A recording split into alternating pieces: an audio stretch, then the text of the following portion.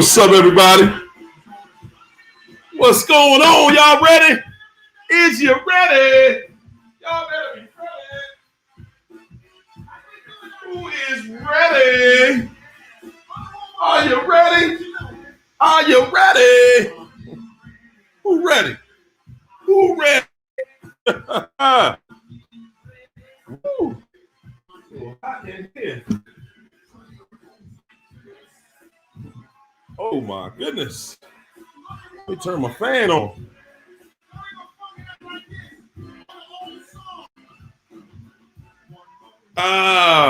What's up, everybody? How y'all feeling? Happy Wednesday, everybody. Hope y'all doing good. I love you back. I love you right back. Yes, I do. Y'all so amazing. So amazing. Katsuda, you the first one in the house. Katsuda was the first one to the huddle tonight. Yeah. What's up, Nicole Smith? Love you back.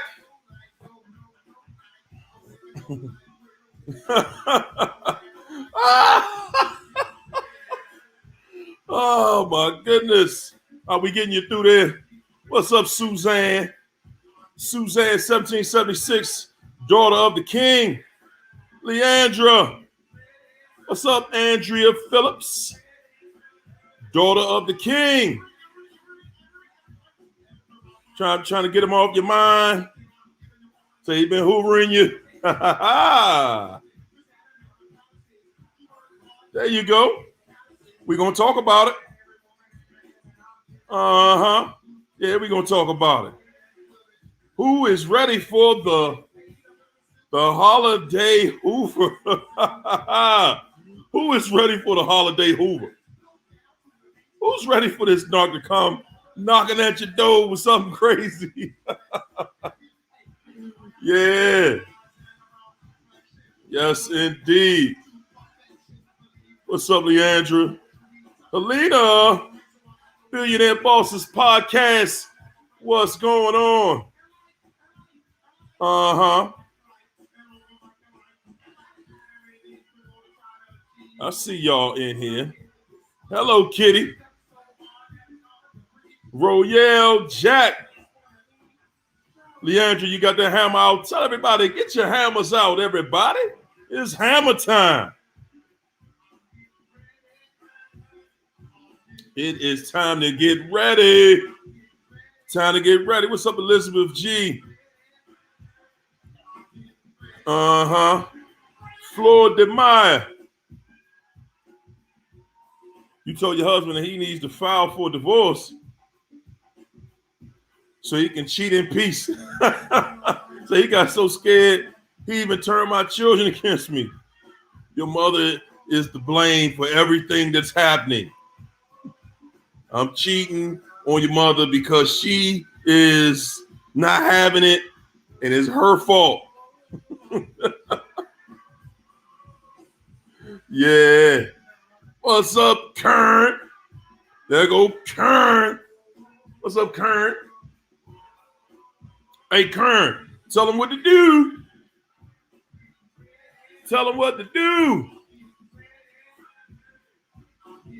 Is that you, Myrna? What's up, Myrna?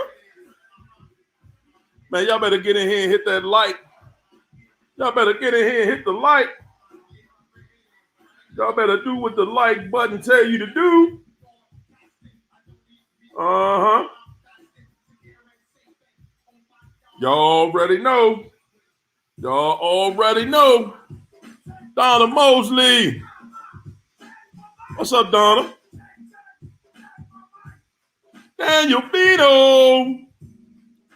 What's up, Daniel? How you feel, champ? Tell him, Kern. It's hammer time. My main man, Mark. Heavy hand, Mark in the house. 8 weeks. There you go. Lifetime to go, champ. Ain't nothing wrong. Look here, man. It's all good. That's what we doing. That's what we doing in here, y'all. We getting it right. Getting ready to just go ahead and buckle up for the holiday. Y'all know it's coming. Y'all already know it's coming. Are y'all ready for the amount of games that are about to be played on you just for this holiday season? Whoa, man, we gonna get it in tonight, y'all. Silas Media, how you feeling tonight? What's up, Rosalind? Julia Graham? Uh-huh. Inspo doll. Say, I'm at peace without the Nard. Say, you escape, get on up out of there. That's right, Kern. It's hammer time. Woo! Say, you ran to a king, Helena. Okay. Hey, Vanessa Marie. What's up, Deb? What's going on? Marisha. Miss Crosby. Elizabeth G. What's up, Rowan? Talented T in here. What's up, TT? TT. Hey, TT, you already know it's coming. It's coming. That holiday is coming. It's coming.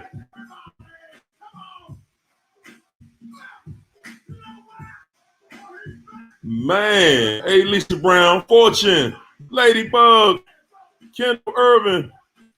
Where's Brit at tonight? What's up, Rhonda Buchanan? Peaches, where you at? Diamonds, Velocity. Where the rest of the crew at? Where Glow 60 Glow at? Astria, talk to me. What's up, Sakina? Y'all better hit that like button. Hit that like button. What's up, Dolly Rose? C Hope, Trina Valentine. I see you, Diamonds Velocity. LaRonda. What's up, Milton? How you feel, champ? Vanessa Marie. Kara Stone. Alice Vice. What's up, Donna Mosley? Missy B123 in the house. There you go. Hey, Will. What's up, champ? My main man, Will. The home team. Yes, indeed, y'all. Wakanda 21. What's up, champ? What's up, Carol Queen? Evader. Farrah. Alice Vice. Rosalie. Maldonada. What's up, Donna Smith? What's up, Neil? Got his hammer out. Christina Lyles. Angel Nicole. There go Kathy. Oh. Haka. Salutations. What's up, Lisa? Royale. Mel B Designs. Kathleen Kirby. What's up, Tina O? What's up with you? Alice Vice. Y'all ready to get it in? Y'all ready to do this? I am.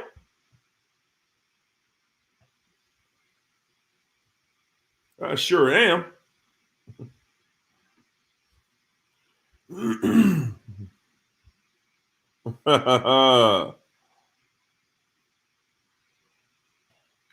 Infinite One lives. M Star Channel. Donna Mosley.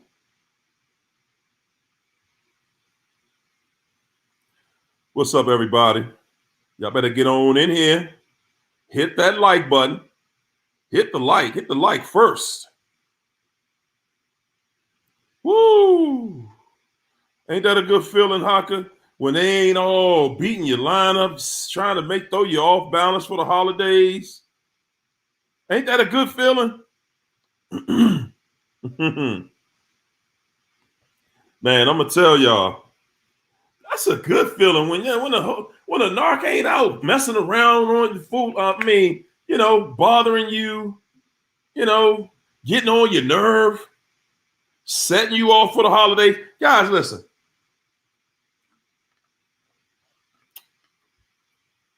First and foremost,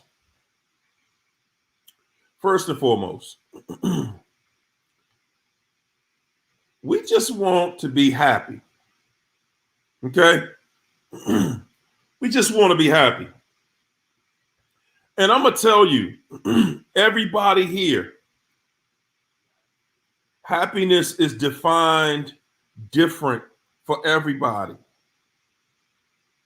But at the same time, it's still, for empaths, it has the same ingredients. We love peace. We love love. We love appreciation. We love reciprocity. We love karma. We love karma. I know I do. And I love karma because that's what keeps us in line.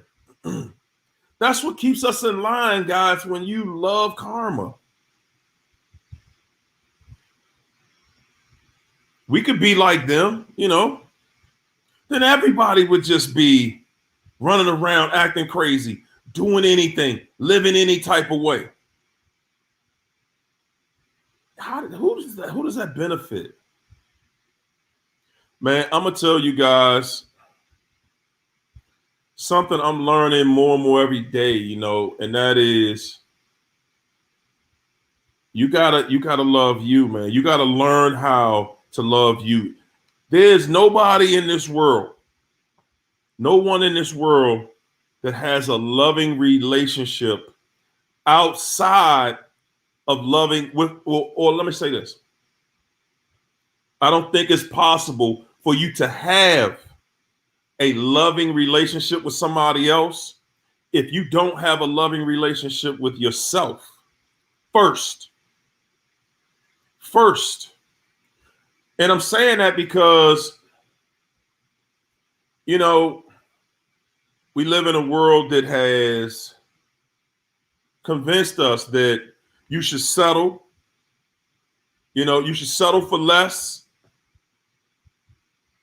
You should accept people for whatever they bring into your table. The lies, the deception, you should forgive them and just move on. And I'm telling you, man, when you love yourself, when you're in a position where you are mentally, you're thinking about you and you first. When you're thinking about you first, guys, I'm telling you, they want to make it seem like you're selfish. You're selfish for not putting up with stuff. You're selfish if you don't put everybody else first. And then we wonder how we end up in narcissistic relationships. Because you are already groomed to put other people, their wants and needs first. You're not putting yours first. Holidays coming. That narc knows what you want. They know what you want. You want to be able to sit in front of the fireplace, after y'all decorating the Christmas tree, listen to Christmas songs.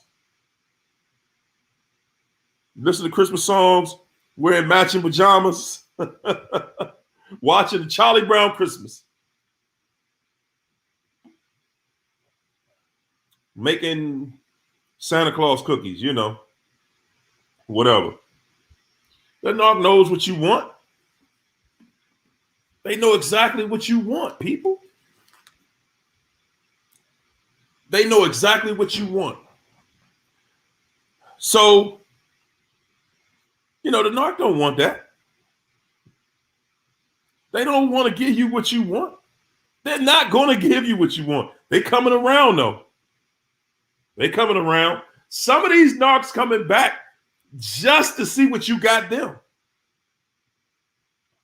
Oh, so you forgot? So you just don't do me like that? Just because we had a couple of problems? Now, keep in mind, they ain't got you nothing. Okay?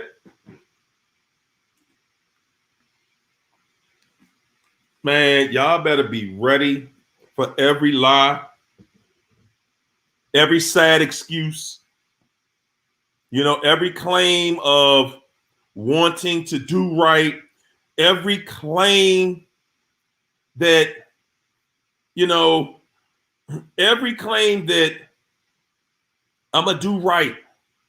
I want my family back. Man, that worked every Christmas. I'm telling y'all, that works every Christmas. I want my family back.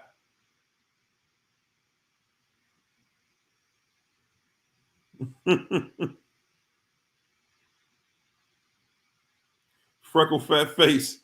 The baby situation triggers me. I got to check that out. I got to check that situation out. I saw a video about it.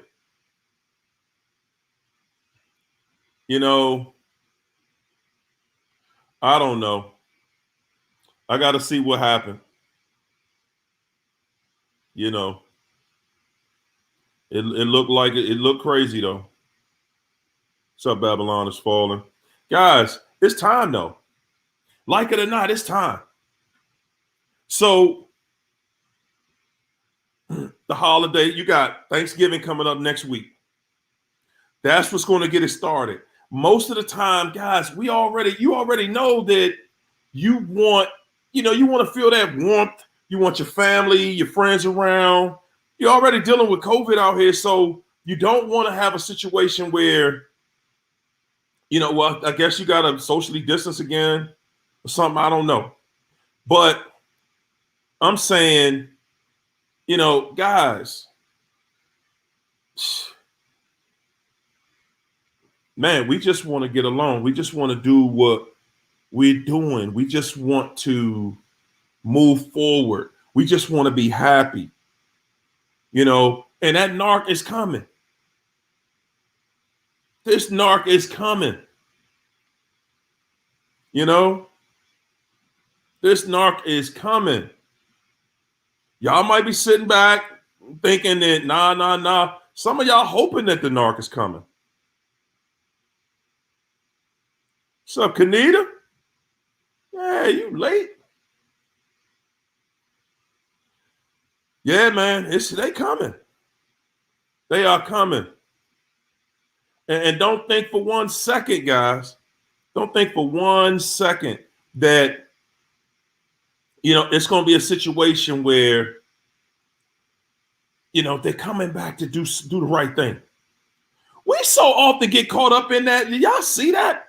We get caught up thinking that they're coming back and they're going to do the right thing. They really seem so sincere. And that if the moonlight hits you right, and they give you some of them tears, man.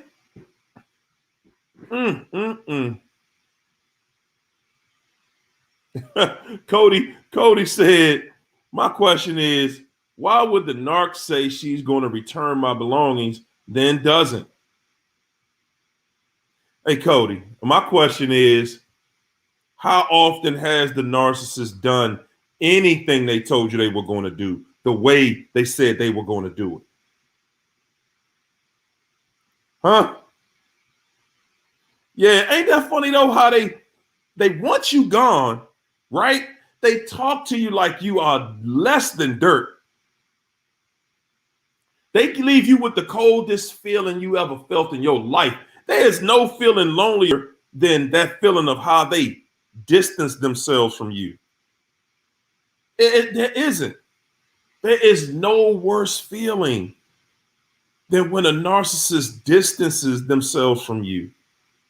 And then they have the nerve to pull back up Like, no, no, no, that wasn't. No, baby, I ain't mean none of that.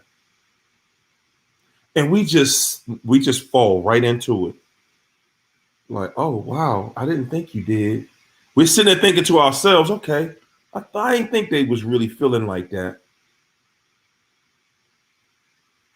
Woo, man. You know what?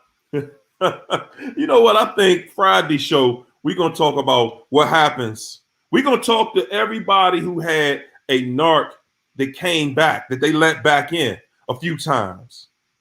Mm-hmm. Yeah. Yeah, we let them back. Don't go. Listen, guys, this is something I want to tell all of y'all. I get it. I totally get it. I totally understand, when you get that narc another chance.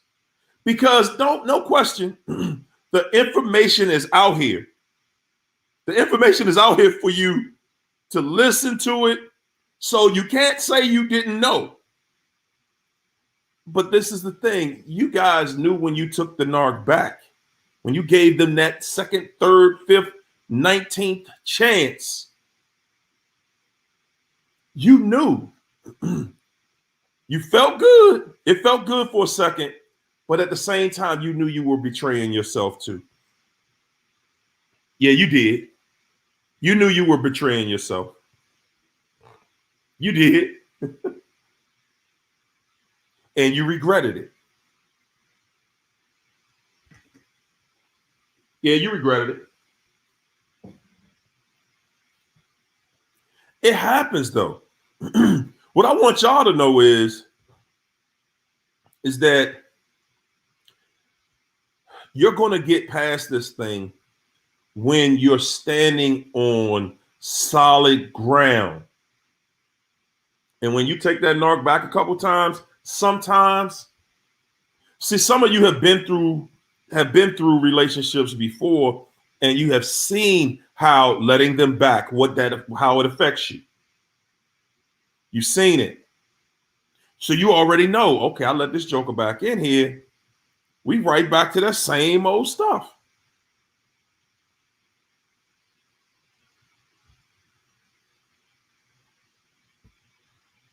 It happens. It happens. Neil said, they coming, I'm going. Hawker said, I wish I had someone to love and loves me back. That's what we all want. That's what we all want. Guess what? You're going to have it. You got to take your time, though. You really got to take your time, guys. You got to take your time. You're going to meet different people. But you know what? You got to be stern. You have to be stern. You have to be man enough. You have to be woman enough to insist that you have everything you need in that relationship. Man, we've even been taught how to just accept partial, bits and pieces of what we really need in a relationship. I need love. I need respect. I need reciprocity. Okay. You forgot attraction. I need to be attracted to the person too. See how we just all over the place sometimes. We know what we want, but you got to ask for what you want, and you got to stand strong. I need everything. I'm gonna need all of this. I'm gonna need all of this.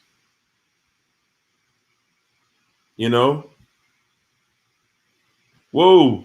Ashley actually said my ex-narc texted me on the 8th, 11/8, after months, asking, how you been? How you been, baby? How you been? How you doing? I miss you. I miss you. Y'all gonna hear it all. You get ready for it. Merry Christmas, just saying happy holidays. They're gonna have something even sometimes you're gonna get hoovered in a group text. Get ready for all of it, guys. Get ready for all of it. So Kathy O said it's a hallmark Christmas. It is, man. Get ready. Hey, Wakanda 21, thanks for the super chat, champ. Wakanda 21 said, after me putting my beautiful cousin pic on my IG profile, 2 days later, I received a request from a white girl. She created a fake account. Man, y'all don't understand. Y'all don't understand.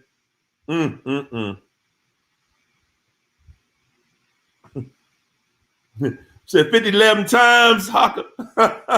50-11 times. Yes, indeed. Talented T, what'd you say, Talented T? Say that's just why I can testify and say no contact is the only way to handle that situation. Don't go back. I'm telling you, don't go back. Katsura said our self-esteem goes down every time we let them. Oh my goodness, it does. Man, hey guys, let's talk about that. How do you feel every time? How does it feel? How do you feel as about yourself? Not how people are looking at you, but how do you feel about yourself after you let the narc back in? And they do that. They show you that they're going to treat you worse every time you've given them another chance. How did it make you feel? I know for me, I felt like, man, like, bruh, you know this. Why are you doing it?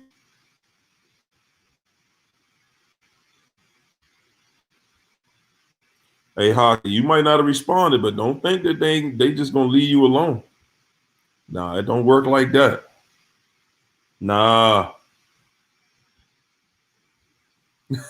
Angel Nicole said, hey, how are you and the family? Just seeing how you doing.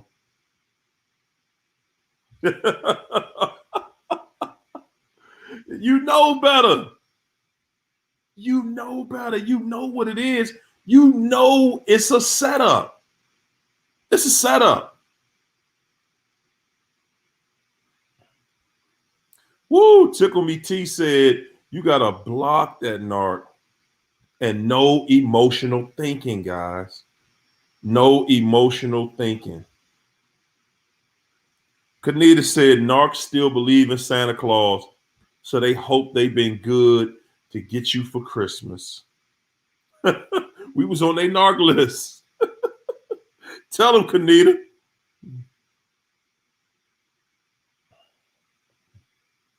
Hey, Divine Gemini said it. Felt worthless, but no more.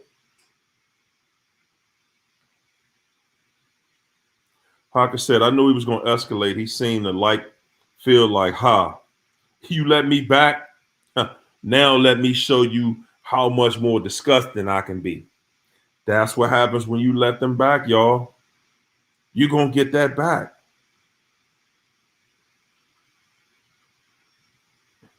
Rosalind said, I done blocked this fool every way possible. And he still shows up in places. Woo, had to get restraining orders. I think I'm going to need the planet. I'm going to need a planet for no hovering. Hey, Rosalind, that's what I'm saying. That's what I'm saying. How many chances you give no? How many chances? Y'all think back to how many chances y'all gave that fool? Man, and they proved that they are not worthy. The narcissist will prove to you every time that they did not deserve another chance. Every time. You can bet your bottom dollar on that. They're going to prove to you. They're going to show you. You know you messed up, right? You know you messed up, right? Gave me another chance? Yeah, okay. Yeah. Got you. Got you. Elizabeth G. Mwah. Thanks for the super chat, Elizabeth. Elizabeth said, hello, y'all. I do no contact, but still ruminate. Today was not a good day. Woo! Any technique? Please help. Listen, guys, the thing I want y'all to understand about rumination is that it's not something that's just going to stop.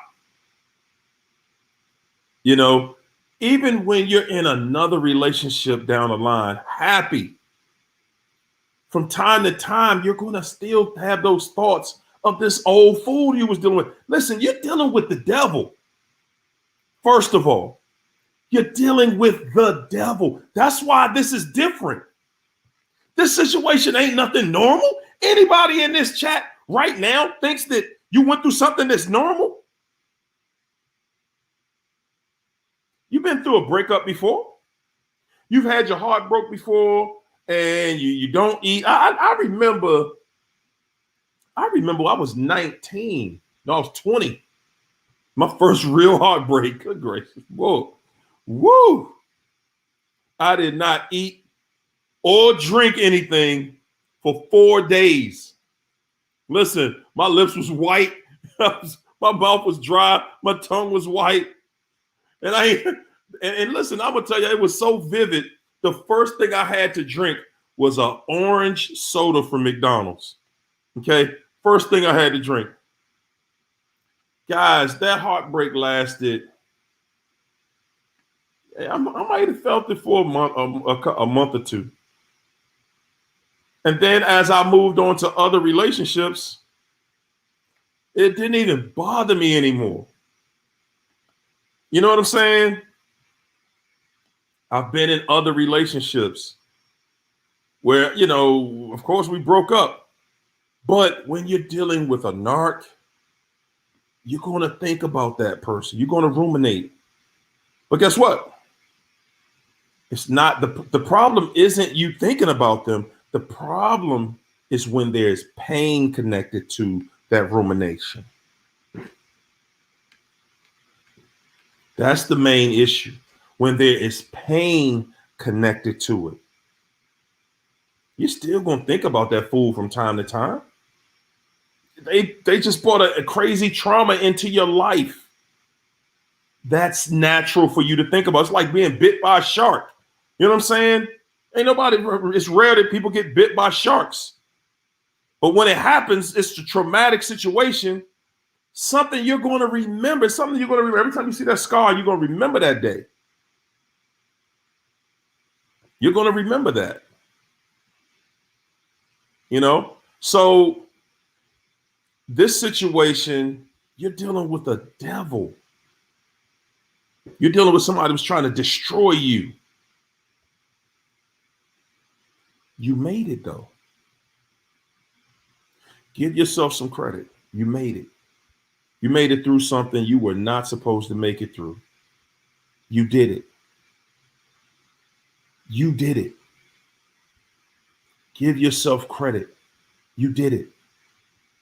You made it through. Don't look at it like I got to accomplish the whole world today. No, take your time. Build yourself up. Little bit by little bit, build yourself back up. Because when you build yourself back up slowly and correctly, see, nobody can tear you back down when you build yourself up. See, when you let somebody else build you up, that's the same person that's going to tear you down. The same person is going to tear you down. Yeah, you're going to have days where you ruminate about that person. Okay. You had a bad day today. All right, tomorrow's going to be better. Remember that. Tomorrow's going to be better. You're going to think about what they did. You're going to ruminate about, and the main thing you're going to ruminate about is why this fool could never get it together. Why could they not get it together? Guys, rumination is really connected to that fog of closure, because they're not going to give you closure. They're not going to give you closure. You got to give yourself that closure. Somebody was talking about that the other night. I can't remember who it was. Excuse me. Somebody put it in the comments one night. You gotta create your own closure, because that's what's going to keep you ruminating. You don't have closure. You have to do. Listen, guys, I'm gonna tell you. I'm gonna show you where the light is, but remember that light at the end of the tunnel that's gonna save you from all of this. That light is you. That's you at the end of the tunnel. This is you in your journey, your process of walking through this, making it through. Okay? That light at the end of the tunnel is you. You need closure. You're going to be the one that gives it to yourself.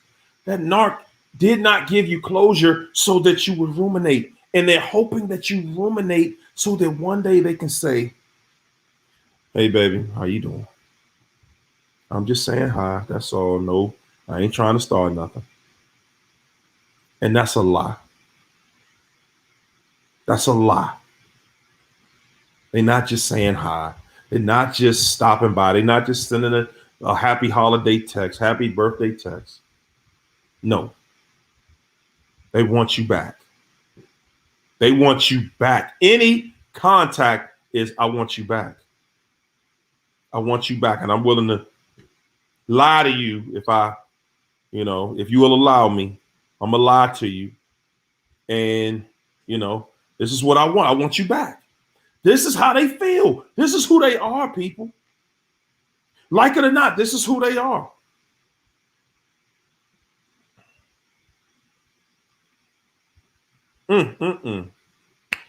Woo. Comedian Will Rodriguez. What's up, champ? How you feeling? Thanks for the super chat, bro. Appreciate you.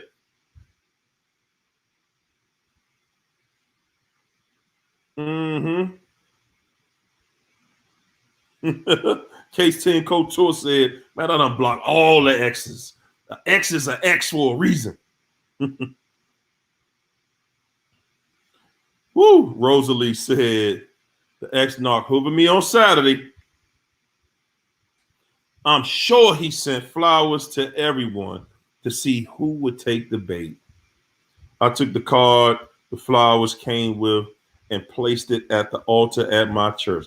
Good God. Good God. Go ahead, Rosalind. Rosalie. Rosalie said, I took them flowers to the altar. Guys, that's the strength I'm talking about right there. When you saying no, you ain't getting back in here. Nah, not with some flowers. Nah, you're going to have to come way better than that, buddy. They know when you're done. That's right, Trey. Narcs stay relentless. They're desperate clowns with bad intentions. And you know something else? I was talking to someone last night about this. Guys, one thing that we look at, one thing that gets us with a narc all the time is one thing that we always look at. We look at the narc as, why, who has time to play these kind of games? That's how we see the narcissist. Who has this kind of time to just waste people's time? Why? That's part of the thing that pulls you back in also, because you're thinking, why would they waste their time like that all day? They just sit around all day. I got a perfect example for you of why they sit around all day. Okay. The narcissist is a predator. Okay. Now I want to take y'all into the jungle for a second. If you look at, I watch nature movies every day. That's my favorite thing. I love nature. I watch every predator that's in the jungle, whether it's the lions, it's the hyenas, the alligators, sharks, whatever. Guys, I'm telling you, They got all day. You look at the lion pride, they sit around all day long and they waiting for somebody to stumble across their path. And when nobody stumbles across their path, they go hunting. Now, to a gazelle or a zebra or whatever, they catch it. Whatever animal they catch. The animal is looking at the lion like, man, why y'all trying to jump somebody? They don't see themselves as food. They looking at the lion like really? Y'all just want to beat somebody up and then bite them up and kill them. That's how we see the narcissist. Like, who has all day to sit around? That narc does. They got all day. Remember when you met them? They had all day. They gave you all of their time. It was unlimited. There was no time limit on you dealing with that narcissist when you met. They had no time limit on that. Comedian Will said, if I'm in heaven and the narcissist arrives, I'll take my chances and jump off that cloud. Because if I stay, whoo, she's going to take it. She's going to make it my hell anyway. Guys, that's how serious you got to be about this. That's how serious you got to be about this. Like, man, if we in heaven and I see this joker, nah, Joe. Nah, buddy. Nuh-uh, I'm in the wrong place. That's how you know you arrived at the wrong place.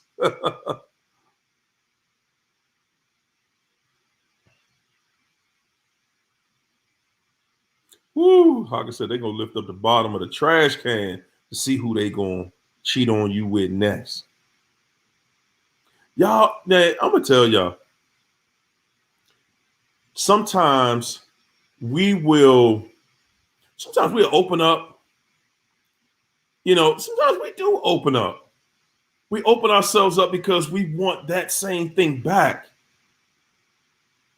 You know, but guys, what we're letting and what we're putting out there, a lot of times we're putting stuff out there and you see that it's not coming back the way you put it out there. You see that it's not coming back.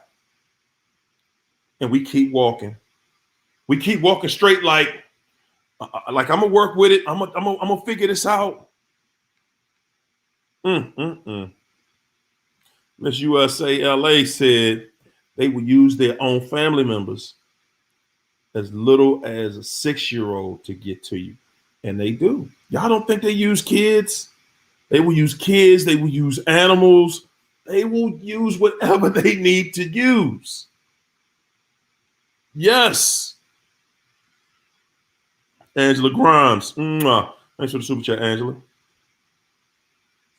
Angela said, Harry, one thing that gives me peaceful thoughts is that the narc won't be able to ruin this holiday, but that new supply is going to be catching it. Woo! Y'all ain't never lied. Hey, Angela, you ain't never lied. We be so caught up, man, and I get it. Tell them, Kara Stone, it's a temperature check. I get it. You're in pain because they're with somebody else. And guys, this is why I talk about cheating so much. Because like I said, everybody watching these videos, for the most part, you're watching them because somebody just dogged you. They cheating on you. That's their go-to thing. I'm going to cheat. Because all that other stuff, for the most part, you're going to work that out. You're going to be able to work that out for the most part. You know, even if they bad with the money, that's stuff you can work through. You ain't going to be able to work through that cheating the same way. You might try to forgive them once because you really believe their lie that they were sorry. If they said they were sorry, you may give them another chance, but When they show you that they're going to keep doing it. And when you find out, guys, I'm going to tell you, the cheating that y'all found out about, I promise you, is far worse than what you know about. I promise you it's far worse than what you know. You don't want to know how bad that narcissist is dogging you. You don't even want to know. You'll never get the real truth from the narc. And I'm going to tell you, you don't want to know the real truth. Good God. Man, I'm going to do a video on that. I'm going to have to do a video on that. Guys, you can't handle the truth of what that narc has done to you.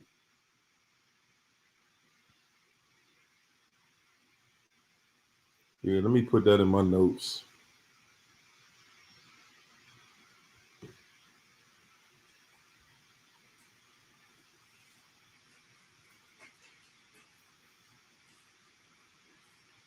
Yeah, man, you can't handle the truth that a narcissist is giving you. You can't. I'm telling you, you can't. You don't want that in your life, man. You can't even handle it. Miss P, what's up, Miss P? What's going on with you? Thanks for the super chat.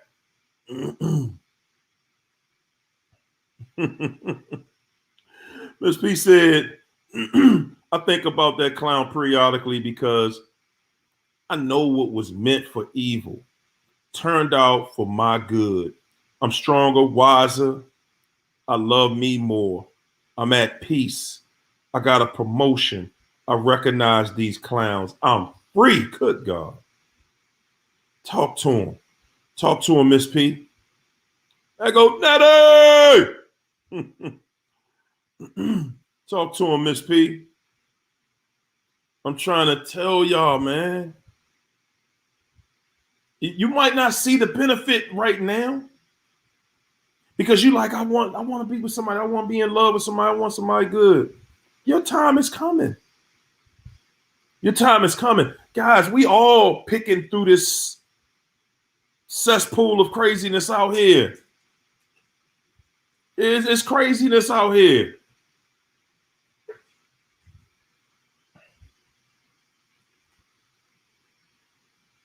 Thanks, Kai.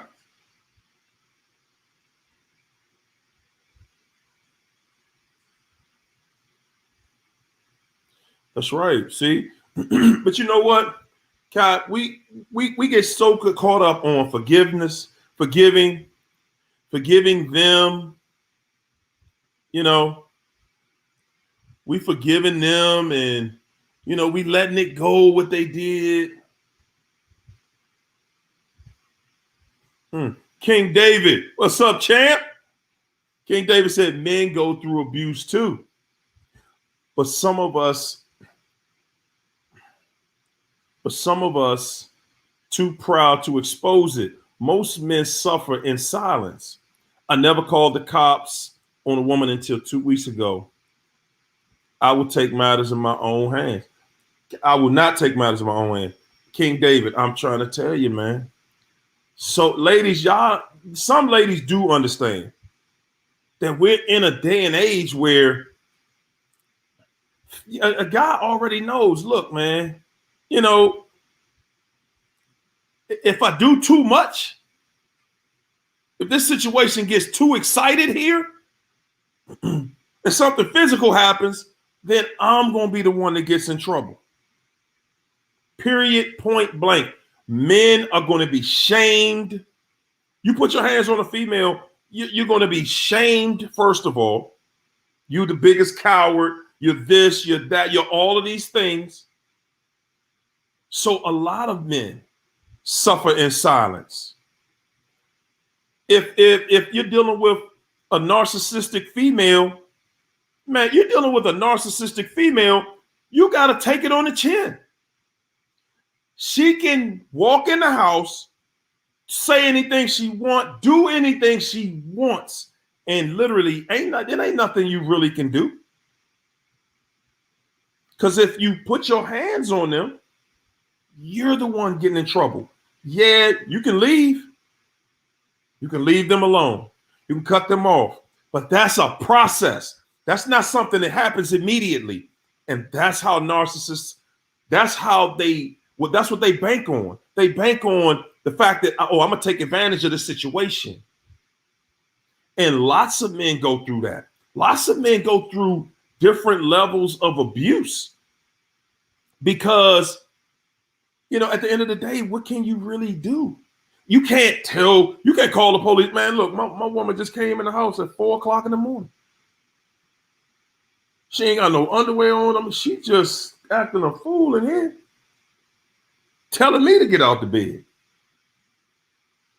What you gonna do? Y'all, you gonna start arguing? There ain't nothing. She don't care about that. Oh, no narc care about that.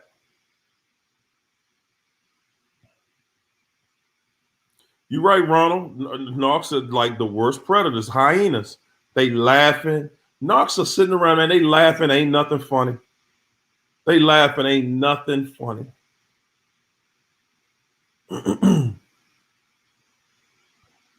That's right, Rosalie. Mismanaging their time all day, seeking who they can devour, because that's all it's about to them. The next catch. That's it. The narcissist is focused on the next catch. You thinking y'all in a relationship. The narc is thinking, man, I'm looking for the next person. You gave 20 chances, Kathy O. Woo. 20 of them. And they ain't figured it out yet. That narc ain't figured it out. The narc looks at it like, I'm going to still try to come back. Give me another chance. That's who they are. Miss P said he can hoover all day. I'm not phased. I'm so good at no contact, I ignore unrecognized numbers. I'm not entertaining that clown anymore. Done with the circus. I done got the same way because it's either the narc or one of these daggone telemarketers. Will y'all please stop calling? Good gracious. No hate, anybody telemarketer. But my goodness, man. Sometimes y'all got to hold tight, man.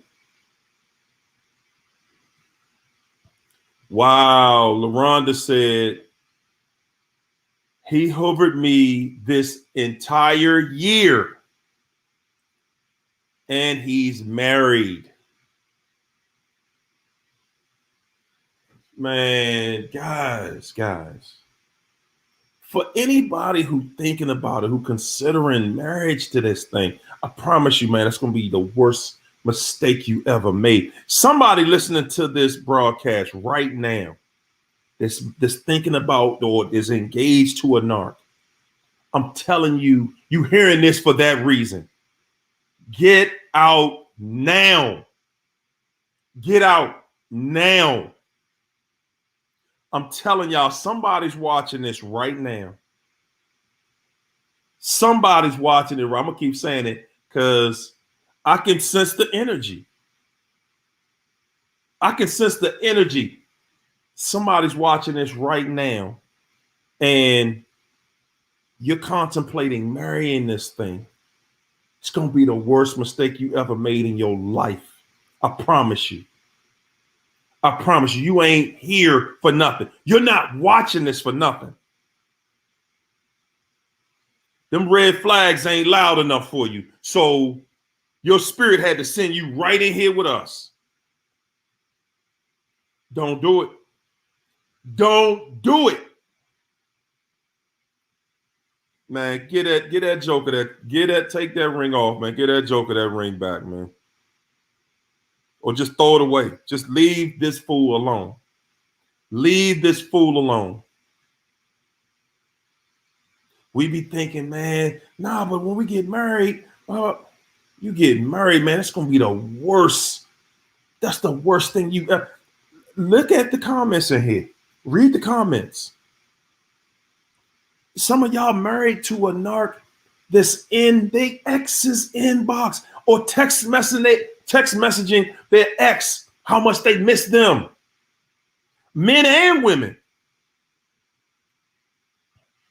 M Star Channel. Mwah. Thanks for the super chat. Out there, guys, they are out there. They got that knife in your back and they stabbing you. They got that knife in your back and they are stabbing you with it. I'm telling you, if you're thinking about marrying this thing, don't let man. Don't get me wrong. I know it's bad out here. But I guarantee you're gonna regret it. I guarantee, because you know you doing the wrong thing right now. You already know you doing the wrong thing. And I ain't gonna make it easy for you. I'm not gonna make it easy for you. They are still, some of y'all about to marry this thing. And don't even know on your wedding day, they're gonna be reaching out. They're gonna have sex with their ex the night before their wedding. They're gonna still be reaching out to the ex the day of the wedding to show that this marriage don't mean nothing to me. And you sitting around there smiling, thinking you got something, thinking you got somebody. I had a guest on here one night, Knox Hate They Love Me. And she told her story about how the day the person she was dealing with, this woman was marrying a man and she was calling her the whole day before the wedding, FaceTiming her the night of the honeymoon, telling her, I told you this don't mean nothing to me. This ain't stopping what we got. Man, guys, I'm just telling you what it is. If you married to a narc, man, you don't even want to know the truth about what that joker's doing behind your back. You don't want to know. I'm telling you, you don't want to know. Oh, thanks, Apostle Walinda McClendall. Thanks for the super chat. Appreciate you. I see you, Astria. Tell them something, Nettie. Man, I'm telling y'all, man. I'm telling y'all. That's right, Katsura. There's so many good people out here. You know, you're going to meet some. Give it time. Don't act like you ain't got to meet somebody today. It's coming. Your time is coming. You're going to be tested, though. This devil out here making sure you get tested.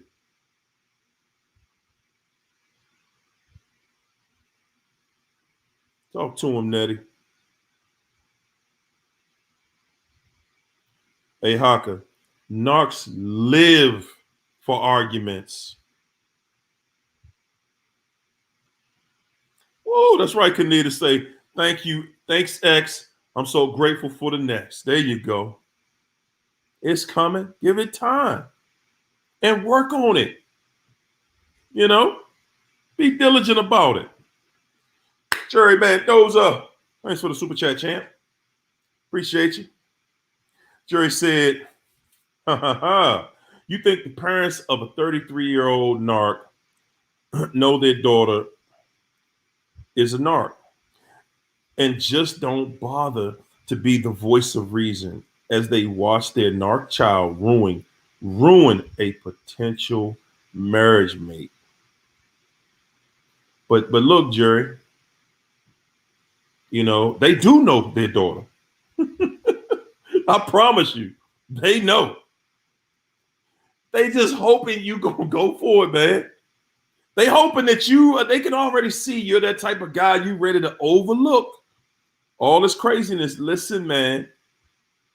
Listen. Before you start talking, using the M word with that devil, and you already see what she's about. You see what she's about. Forget what her parents think. You see what she's about.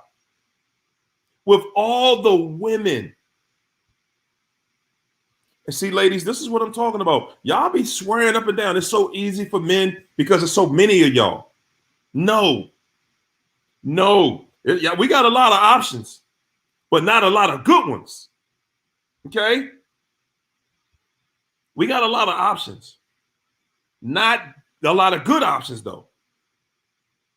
Men are marriage minded. A man really, man, we so simple, man. Y'all just don't understand. But a lot of times that's boring to some women. That's boring that all he really need is somebody that love him, care about him, make him a sandwich, make him feel like, hey, we got a wonderful relationship together. Jerry, don't do it, man. Don't do it. Don't do it. You already see the writing on the wall. You already see it. She's already pulling the wrong string. She's already showing you the red flags. Man, snatch that ring back, champ. If you already put it out there, you need to snatch that back, champ. You need to snatch that back. Because, see, one thing that we have that we're wrong about, guys, and I'm telling every last one of us is wrong about this. We have this thought that the narc, if you marry them, they'll change because that's all they wanted. It's a lie that we're telling ourselves. You're being misled into that.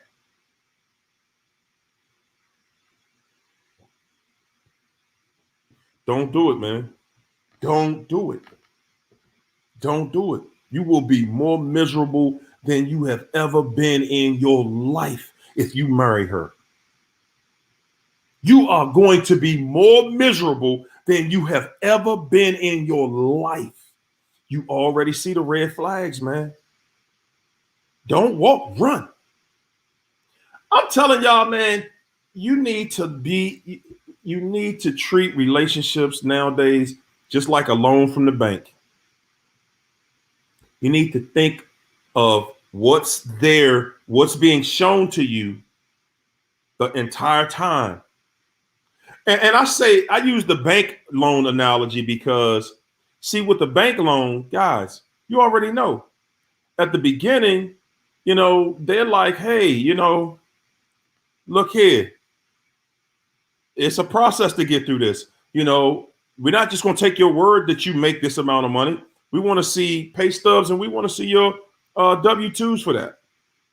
We want to see everything. Okay? We want to see the work. We want to see the works. We want to see the whole thing. Once you show the bank that your money matches what you said it does, once you're able to prove that and your taxes are straight and you can prove that you make this amount and you can prove that your credit is on this level, that's when the process starts. But there's still somebody there. There's an underwriter that you still got to go through before that loan is secure. And that underwriter is going to go over you with a fine-tooth comb. And the reason is because it's a marriage. Once they give you that loan, after they give you that loan, now they're like, okay, we're at your mercy to pay us this money back. So we're going to do everything we got to do to help you out after that. It's for better or for worse after that. But they're saying we're going to do everything we can do to get out of this relationship before we get in it. And I'm telling y'all, you need to start treating your personal life that way. When somebody isn't showing you everything you need to see from the beginning, then you need to put the brakes on that loan. Listen, we're going to need you to straighten this out right here. Okay. You don't like returning calls. When I call you, it takes you a day or two or something to get back with me. I'm going to need you. We're going to have to put this one on the shelf. I'm going to put this one on the shelf because we don't allow stuff like that. I'm telling you, you got to treat it like a bank loan. When they're giving you the reason and they're showing you why you should be out of it and you can get out of it, that's it, guys. Take the out. Take the out. Don't keep going forward. Don't keep going forward in that mess. You're gonna regret it, man. And then you're married to it, and you're stuck in that. And that's another process. You got to go through lawyers, and you got to go through a whole lot to get out of that. And that's my point, guys. You got to treat it the way a bank does. You got to look out for your best interests. I'm telling you. Yeah, I know we want companionship and everything.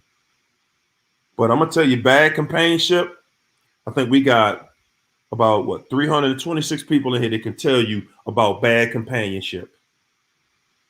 Okay? Yes, indeed.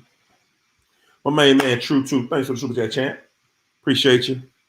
True Two said, whenever you realize who you are and what your worth is, the game ends because you ended with consequences of the absence without you forever.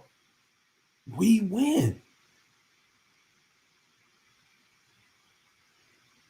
Guys, my man True 2 been coming with it. Say the game ends because you ended with consequences. Guys, you got to make everything in your relationship, you got to be comfortable with it. And I'm saying this, you know what you're unreasonable about. You know what's reasonable and what's not reasonable. You know, it's not about controlling people, and it is all about not being controlled either. It's all about that.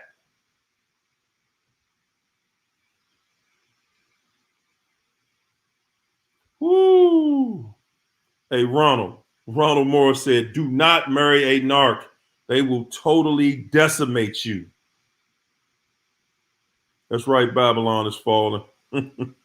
We getting it in. Whoo, man. I'm telling y'all, man.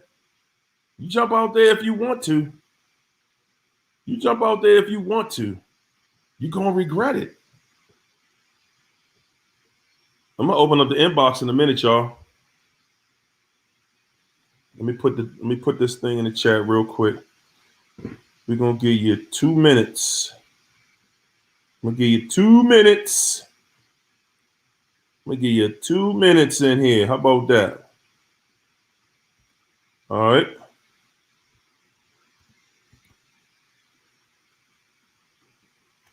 All right. We'll give you 2 minutes. We're going to get it off your chest. We'll give it off your chest. I told y'all from now on, I'm going to start doing the last 15 to 20 minutes. I'm going to let you come on in. And we're going to talk about it a little bit. Miss P said, we've always had the power. We just gave it up to love that fool. Once we start loving us again, we regain our power and the narc becomes irrelevant. Irrelevant. Y'all hear that? Veronica Campbell. Mwah. Thanks for the super chat. The narc becomes irrelevant, guys. That's where you want to be. You want to be on the side of this narc is irrelevant to me. Natasha Carr. Thanks for the super chat. Natasha said, I was married to a narc for 14 years.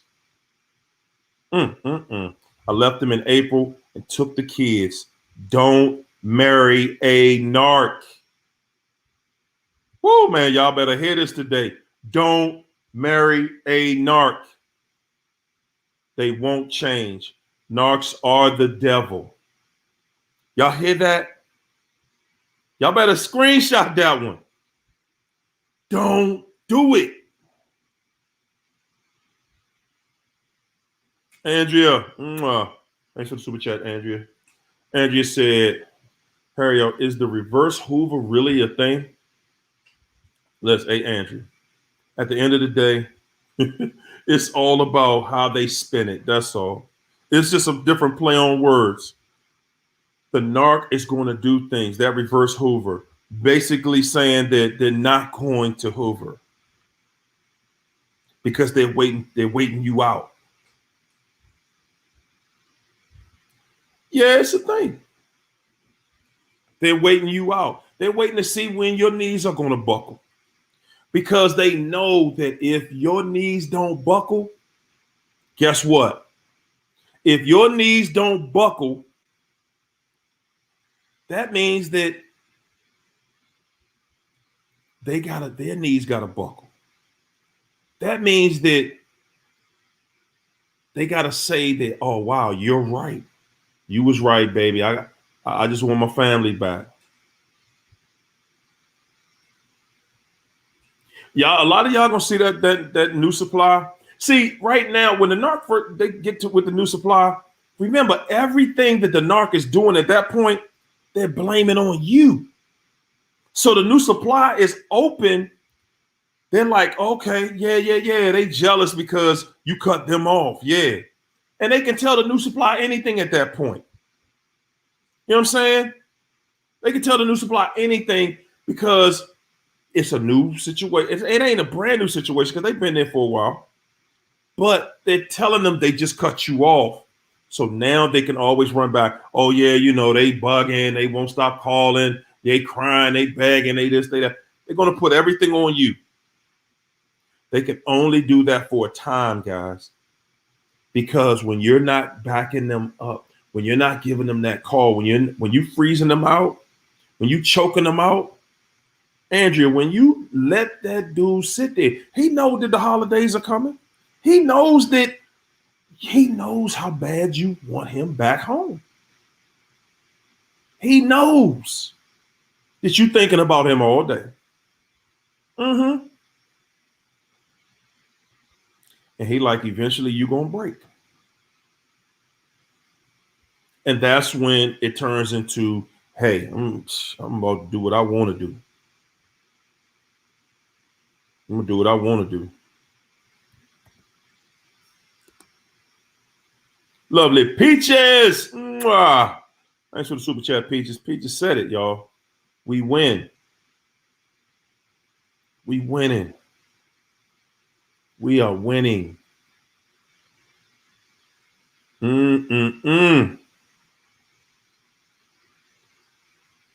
There we go. Narc Free D. Thanks for the super chat, Narc Free D. Narc Free D said, peace came for me when I stopped trying to be the narc's Jesus. Good gracious. No contact, 3 years, no Hoovers yet. Okay.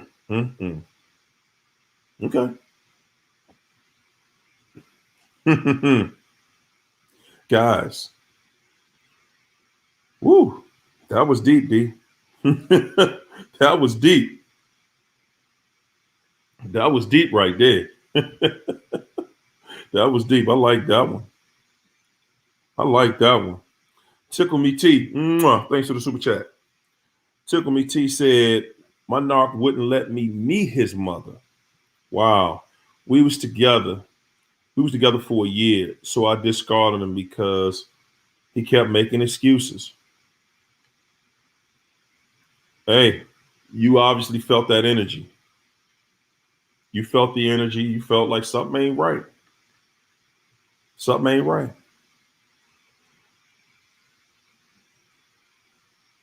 True 2. Thanks for the super chat, champ. Woo! Tell them True 2. Got that for you. True 2 said the reverse Hoover is a thing to see who contacts who first. That's all. The person making contact gives up their power. That's all it is. Because they are ready to give in and compromise. And they know that. They know that you want to compromise. They know that you want them in. They know that you want them back. Man, these holidays, man, that usually brings it out. Y'all gonna see people in the store pretending to be happy. That's what does it to us. Rhonda Buchanan said, my narc changed his clothes in front of his stepmother, and she didn't have a problem with it. Could not believe what I saw. Hey, that might not be all they do in front of each other.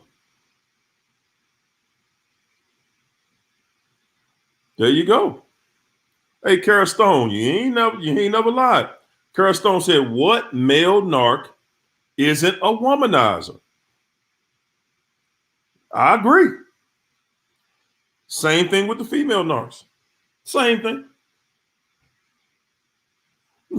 they are all trifling. It is. I'm with you. Hey, Kara, I'm totally backing you on that. King David. You say, man, let's get into these narcissistic relationships because we don't follow our gut. There it is. Tell them, Dave. Tell them. The spirit will never lead you wrong. Good God. Didn't I tell y'all that? Your spirit cannot lie to you. Beth Riley. Thanks for the super chat, Beth. Beth said, had a narc Hoover via postal mail. Return to sender. Bye, clown. Send that back. Y'all gonna need to run that back. Miss P. Thanks for the super chat, Miss P. Miss P said, I'm going to need a return on my investment, but not end up in the negative. There you go. And if you let them jokers back in, you're going to be upside down. They're going to have your account upside down. Georgia P said, I lived 47 years before I knew he even existed. Think on that.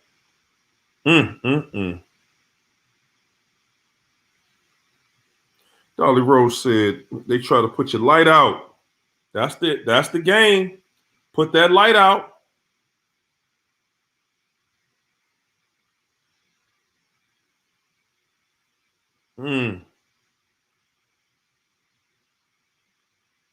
T. Lynn Marie. Thanks for the super chat, T. Lynn. Nettie! There go Nettie. What's up, Nettie? How you doing? Nettie said, with a narc, marriage is simply a prop. They only marry to be viewed as stable. Good God. Everybody in this chat right now, y'all need to take a screenshot of this. If you thought about, if you're thinking about, if you even want to, if you're dealing with a narc and you even considering marriage, y'all need to read this every day. A marriage to a narc is simply a prop. They only marry to be viewed as stable and responsible to other people and supply. Oh, the kids are props too. Guys, I'm gonna keep it right there with them. Hey, Nettie, you ain't never lied. Apostle Wanda, thanks for the super chat, said I was married to one and he was an African. I'm divorced. Hey, let it be what it is. Let it be what it is. Thanks for that, Georgia Peach. Thanks for the super chat. Said I lived 47 years before I knew he existed. No contact, y'all. No contact. This is a no contact sport, y'all. No contact. All right, y'all. I'm gonna open up this chat real quick. Keep y'all situation. Let's keep it down to about 3 minutes. All right. I'm gonna bring in Apostle Rolanda real quick. Let her get it off her chest. Here we go. Hello, everyone. Could you hear me? I can hear you. Okay, great. Yes, I was married to one. He was an African. And I only to find out the year after I was married to him that he was marrying me for a green card. I found the messages in the phone the second time I went back to Africa, but I still gave him a chance and I still brought them over here, him and the stepson. So he was messaging other people that he was just using you for that. Yes, I caught the message, yes. And just so how me and his profile picture was in his phone. I had brought him another phone. And we smart over here in America. I went in his phone by way of Wi-Fi from my phone when he went to work. So that's how I found the message. But I still gave him a chance to just put it behind me. 25 years celibate, was preaching the gospel before I married him. and was just living just fine before I even got with him. Wasn't thirsty for nobody. I just thought he was different. So I brought them over here. They are still here. We divorced, but it won't be long before he be going back to Africa because I had to turn all that information into immigration. Uh-huh. There you go. There you Yeah. go. Yeah, there ain't no need in just following through with a lie. Yeah. For what? Yeah. Because it obviously that's all he was thinking about from the jump. Yeah. And they feel like I done tricked you and you a good person, so you don't want to see me get sent back. Right. It was a whole lie. It was a whole lie. And I've been free. A lot has happened to me since then. I became a notary public in Atlanta. I went back and bought my ancestors' land. So all the things that I wanted to do when I was with him, they have been done. So my life is good, but he's still hoovering, going all up my daughter timeline the other day, checking like on an old picture of a dress that he made me because he was a tailor. So I still don't pay none of that no attention because, I'm gone now that I got my high school diploma. There's a whole lot of stuff I accomplished and did after the breakup. So I wish him well. I have forgiven him. But I'm gone. That's it. I'm good. There you go. And what I did do, Harry, I did not go back. I did not get nobody after him. I separated myself from him while he was here. I slept on the sofa, allowed him to sleep in the bed. So I had cut out the sex and all of that. So I went right back to living celibate even before he left him. So that's been 3 years now. I'm good. Didn't go back and get nobody. You know how some people, when most of us get our relationship, I think what we do wrong is going to get somebody. The narcissist already know that when you do that, it ain't real. But see, I've been with that somebody now. Yeah, I've been with that somebody now 3.5 years. So he know whenever he hear about a guy with somebody to marry, he know it's real. It's authentic. Because I stay by myself. There you go. Hey, Apostle. Yeah. Thank you for coming in and sharing with us. I appreciate you. That was a beautiful story. I appreciate you. All right, I'm going to bring Nate Turnbull in here, and you have a good one, all right? Okay. All right, you ready, Renee?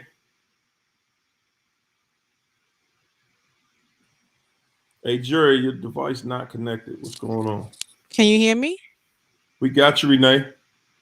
Okay, awesome. I hear you talking about how you don't know what the nurses have done behind your back. I mean, if you find out what they've done behind your back, it's twice as bad. Man, it's something. If you found out, see the things that you see are just this thing coming to a head for you.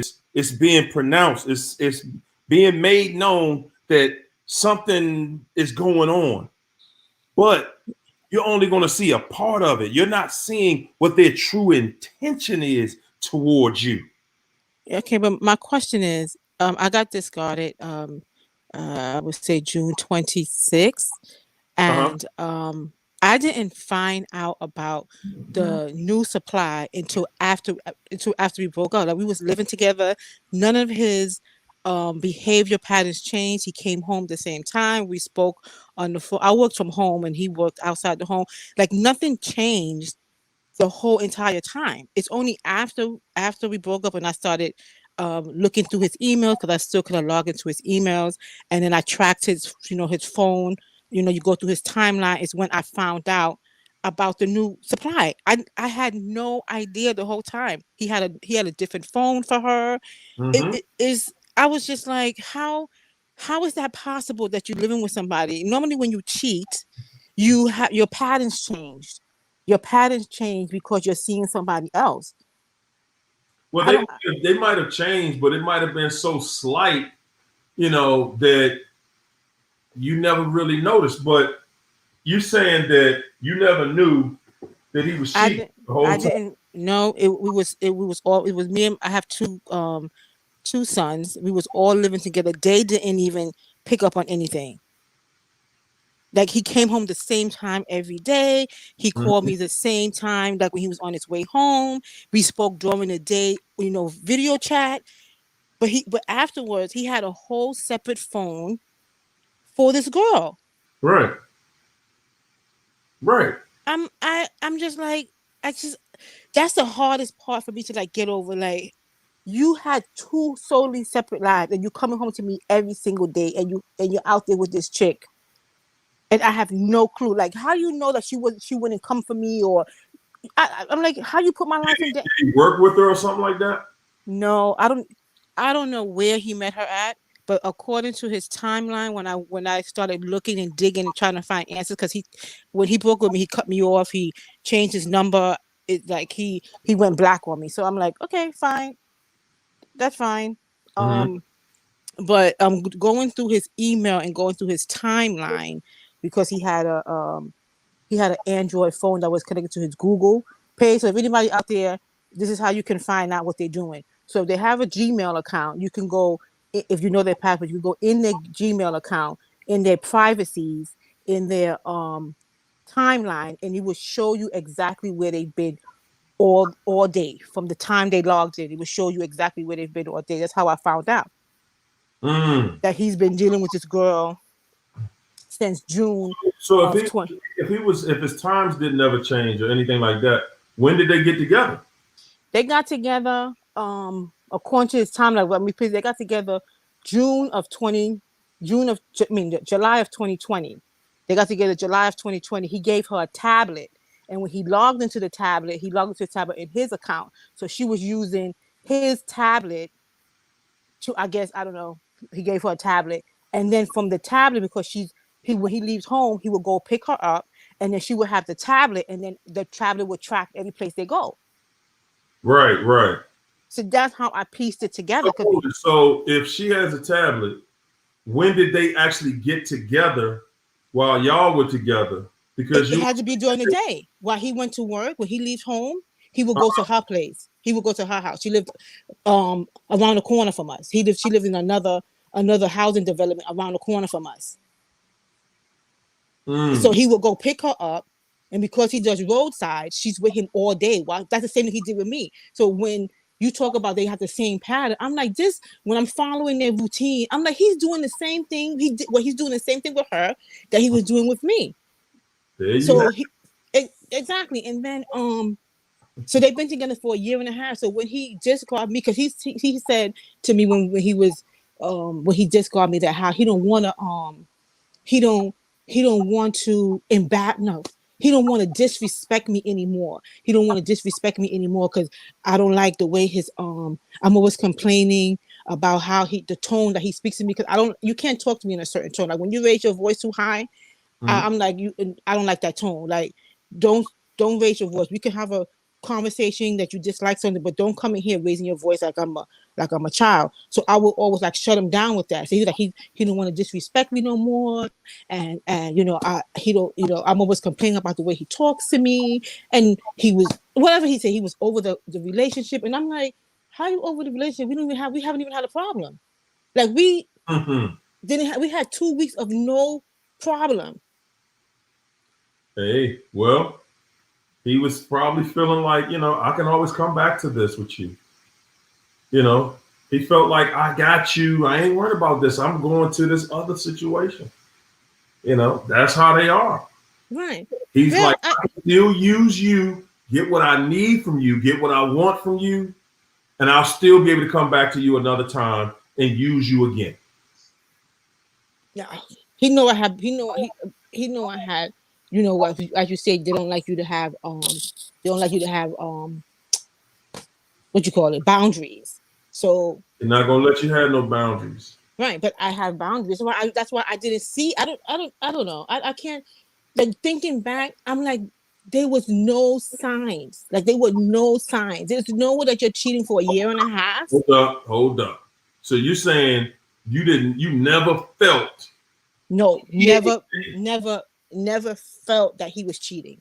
You never, I always felt intuition never kicked in on the shoulder sometimes say, What kicked in for me, I was like, let me tell you what had to happen, because at some point you start looking through his stuff. After we broke up, because I was like, why? I don't understand how do we get from talking about buying a house how did y'all break up if nothing was wrong, if nothing ever went down? Hey, Jerry, I'm gonna get to you next. Sorry. That's what I'm saying. How did y'all get that? How did y'all get to that? How we got to that? We had an argument. We had an argument in like 2 weeks prior to my son graduating college, and because with that argument, he crossed a boundary that I couldn't. He said something. I'm a widow, so he said something about my husband that I couldn't like get over. So I left the house and went to my sister's house so I could like clear my head and get away from that tension. Like I was trying to get over it, but even right now, sitting down, I still can't get over the fact that he spoke about my husband that he don't even know. Like, why are you even talking about him? That's like, so because of that conversation. So for 2 weeks, we was trying to like talk about what happened and why he said what he said and everything like that. And we was trying to get over it. And then after 2 weeks, he discarded me. But listening to you and going over the things that you're saying, it because I left. I feel he took that as a discard, and then he won me over for 2 weeks to get my confidence back, and then he discarded me. Before that, we was talking about the previous argument, but before that previous argument, I had no clue that he was cheating. None. What triggered me was that he was very stressed, and I figured he was very stressed because he was working and I wasn't working, and he didn't make, I was the breadwinner, so I was in between jobs, and he wasn't making enough money to cover all the bills. So I figured that was what's stressing him, that the fact that we behind in bills and he's trying to work more and he's not getting the bills handled. So that's what I figured he was stressed on. Cheating never came to mind. Cheating never came to mind at all. Okay. You understand? So I was like, where do you get this? Where do you get this girlfriend? That's what left me in a like dumbfounded. Like, how did I not see that you're really, really good, that you have a whole phone for this girl, you're with her all day and you still come home the same time every night. So she had to know about me. She had to. There's no way that you're dating a man 1.5 years and you never came to his house. Okay. She probably did know about you. Exactly. Yes. She keeping it quiet. That's all. She keeping it quiet. But, like I said, when it comes to, things like this right here, guys, and I still feel like, something somewhere had to, you could not, there's no way if somebody's in a full relationship, you're in a loving relationship with somebody and they cheating on you, I don't know. That's what I'm saying. Like, how did I'm telling you, I think back and I'm like, when have he did not, okay, if you talking to me so all the recent video every day, y'all everything was perfect. When he got home, everything was perfect. Same. No tension. It was a loving atmosphere. Well, it wasn't. I want to say, like I told you, for me, it was. I knew he was stressed, but I'm figuring he was stressed because of this is the COVID time and we are behind in bills and he's working and I'm in between jobs and he feels like this is what I'm thinking, and he's just stressed because remember I was married before. So I know when your man is out there working and he's not getting the bills handled, how stressful is that. That's how I'm perceiving it because I've been in a long-term relationship. I'm not thinking that he's stressed because he is out there with another girl. He's trying to figure out how he's going to get rid of me. Mm-hmm. I'm thinking like this is what I'm in the house and I'm doing all the household chores. I'm doing all the household things to make sure that when you come home, you don't have the stress of coming home and not having, just the woman thing, making sure that you have your food and all that stuff because I'm not contributing as yet to the bills because this is over the COVID time. But you picked up a whole woman. Yeah. Yeah, I mean, you the narcissist doing that the whole time. I'm sure he was. I'm sure he was because looking at his timeline, I can tell. Because one day he came home and it was during COVID when we was locked down. One day he came home and he said, "My phone keep pinging." Now we lived on Two Laney Path, and then there's Two Laney Path, Two Laney Court, and Two Laney Lane in our development, right? So he said, "My phone keeps pinging on Two Laney Court," and I was like, "Why is that?" He says, "I don't know." So I said, "I don't know either." Because I said maybe you drove around there to do somebody's stuff, and then your phone picked up a Wi-Fi, not thinking anything of it, not thinking anything of it, because I'm like, if you're cheating, No, no. if you're cheating, the other girl is gonna want your time, especially at night. At the end of the day, somebody cheating on you, you know something ain't right. You are not walking in that home every day thinking everything is good here.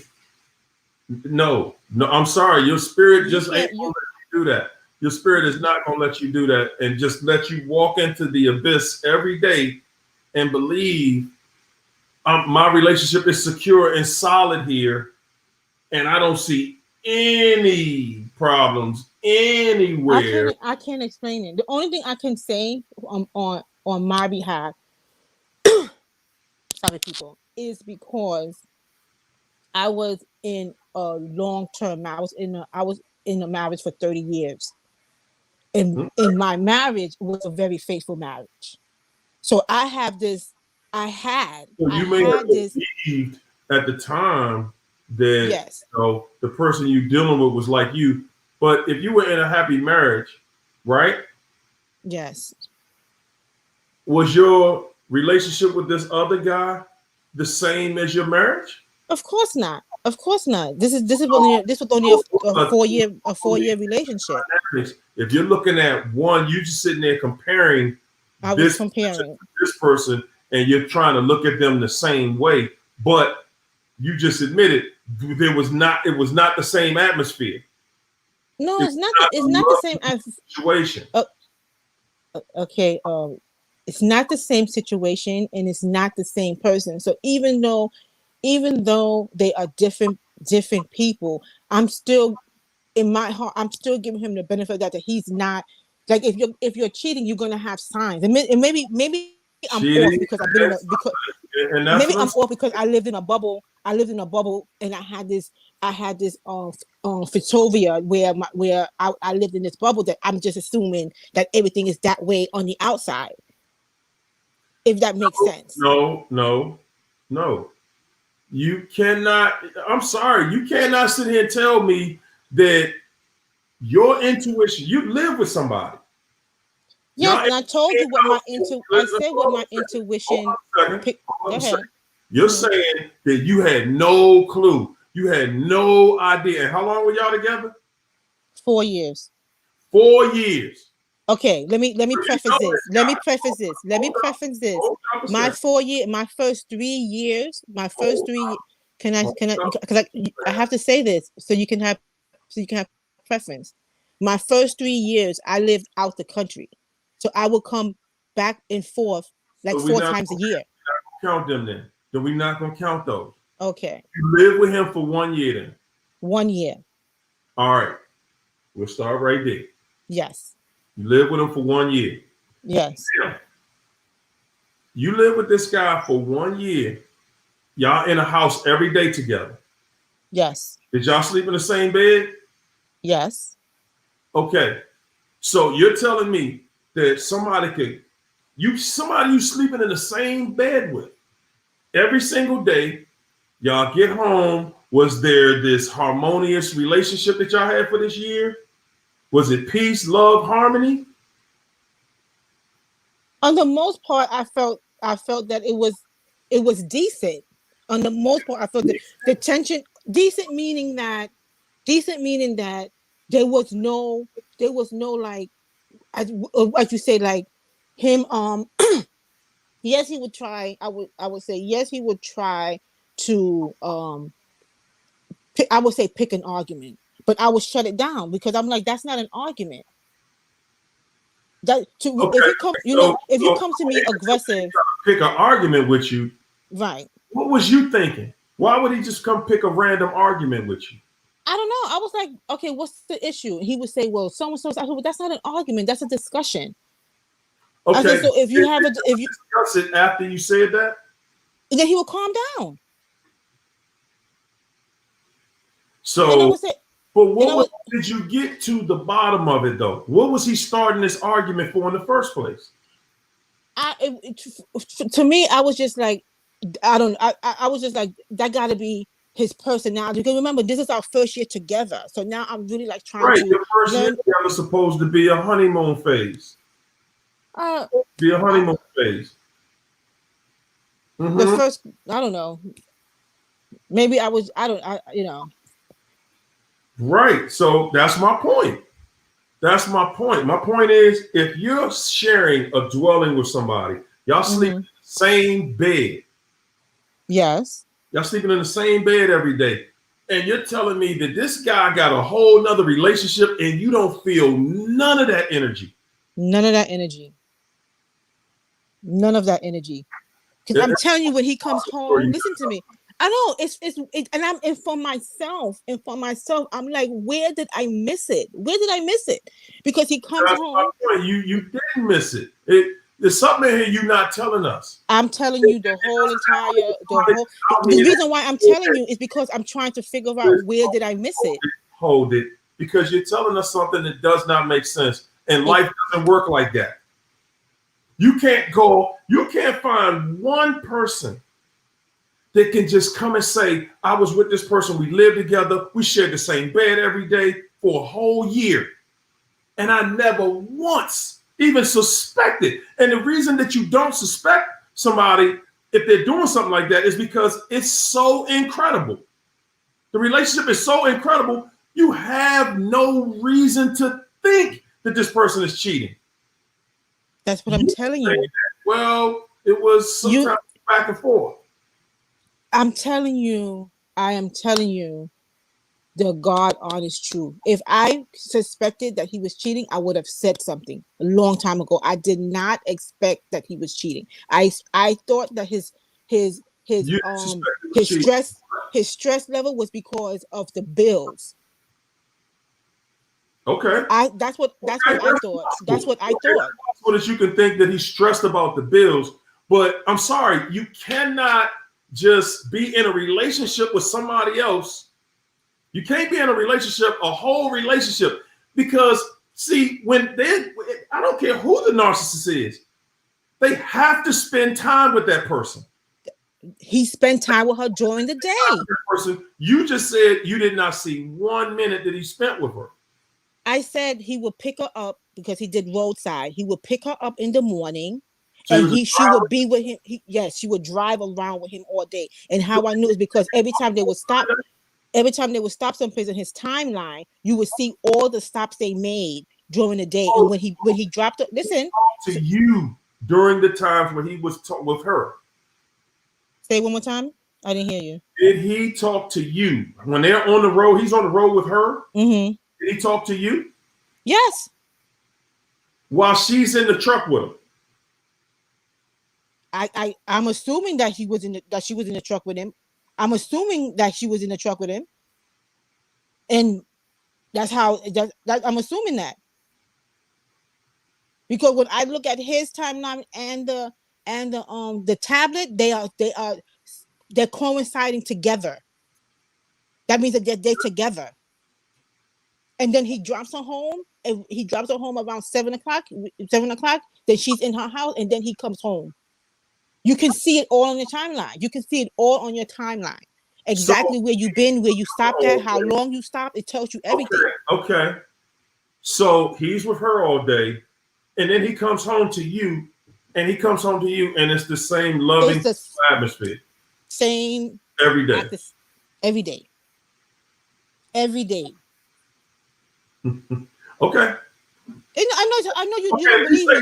You think I'm lying. If You you can say hear it in so, my voice that I'm not lying and I'm not leaving anything out. I, I'm not trying to get on here I'm not to calling you a liar. it sounds like that's what it sounds like. It sounds like you that I'm I'm leaving out something to make it sound like a little no, better story, but it's not. This is I'm telling you, that's why I'm asking you, how do you do that? How do you have you two ask lives me and how somebody does that?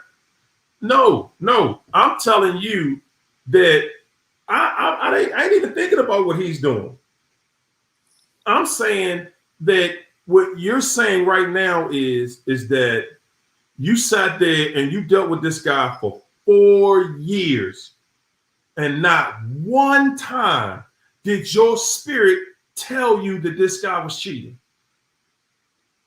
like I said, the first 3 years I was living out the country. So I said, I so when did I that. come up, I did so if I that. come up for a month, if I come up for a month, we having great time because I'm leaving in a month. So there's no time to argue. It's only like love bombing, as you say. It's only love bombing. That ain't So what I'm all the saying. times, That's not my question. That's not my question. what's your question? My question is, you were with this guy for 4 years, and you said Yeah, not one time not one time. that I ever feel my spirit didn't tell me this whole time Not one time. that this guy might be cheating on me. Not one time. Not one time. And he not only had a whole nother relationship, right? Yes. But he left you for that relationship. Yes. So that means he putting some time in. And you saying he never was out past the time he was supposed to be at work. Nope. It was never no extra there. So basically, this person was just with him at work, and now he's with this other person. Yeah. And you never saw any downtime. Nothing never went wrong. Nothing was, it was no treating you bad to treat her good. He treated her good and he treated you good. And then he just left you for her. That's how I seen it. That's how I seen it. Even, let me tell you something. Let me tell you how, even after he discarded me, and even after we lived in Atlanta, I'm in New York. Even after he broke up with me, he was still talking to me on the phone because I asked him. I said, are you seeing somebody? Because his attitude was like, after he broke up with me, his attitude was like really mean and harsh. And he's never been like that mean and that harsh to me ever. So I was like, are you seeing somebody? He said, no, that's what you think of me. I'm not seeing anybody. I don't got no time to see anybody. I'm trying to get my life together. I'm like, okay. So we was talking the whole entire time. He was like, you know, you take care of what you need to take care of up in New York because you look like you're getting a better traction with your business up there. And we will still continue talking. So when I found out that he had a whole woman, listen to me. How did you get to one city and he in another city? Because I left after we had an argument in May. Y'all had When an he spoke up, argument. we had an argument in May. And y'all broke up right there? No, we had an argument in May, and I said I'm going to New York to be with my sister for a little while, and I left. And that was the only argument y'all had. That was the only argument we had at that caliber of argument, where it was like a back and forth. Because I don't like to argue. So when he starts with me, I just shut it down. I'm like, I'm not arguing with you because that's to me it's not an argument. But this morning, I that we had an argument. It was like he wouldn't shut up. So I had time this morning to like shut him up.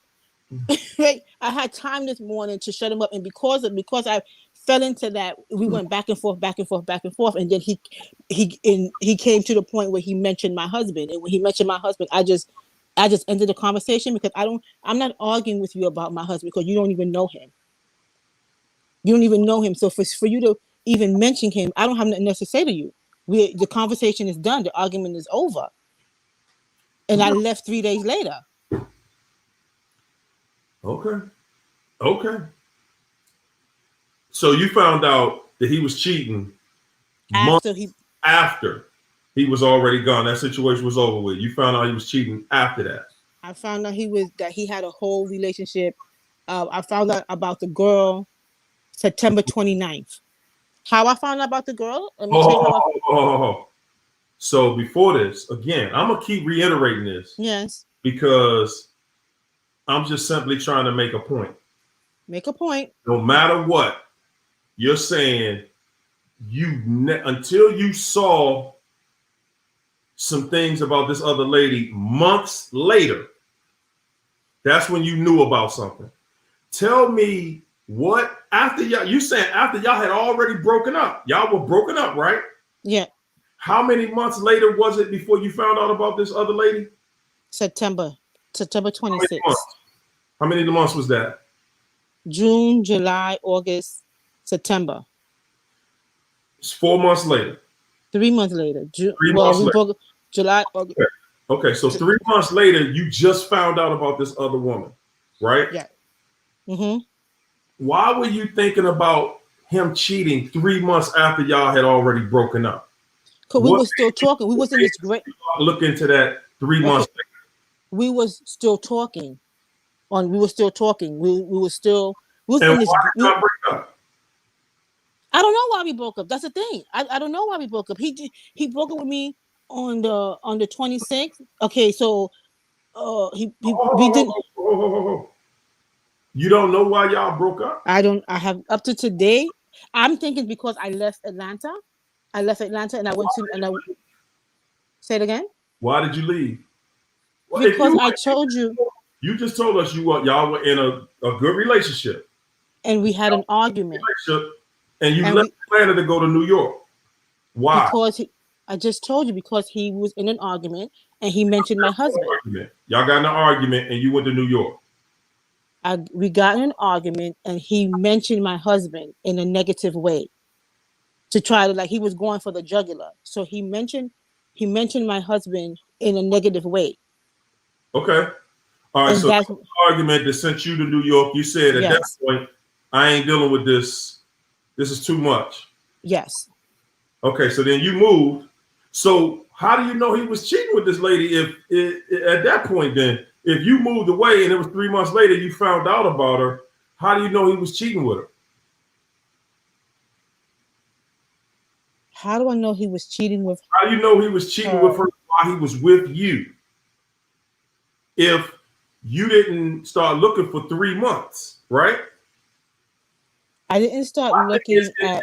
You knew that y'all got into an argument about him disrespecting your ex-husband, right? Not my ex-husband, my deceased husband. Your deceased husband. Yes. Y'all got into an argument about your deceased husband, and okay, y'all arguing about he disrespects your deceased husband, right? And now, so now you're saying I'm leaving, I'm gone to New York, right? Correct. Okay, so now you're in New York because he was disrespecting something that meant a lot to you. Correct. Why did you go 3 months later, start looking into his stuff about him being with somebody else? Okay, so I'm going to tell you that now.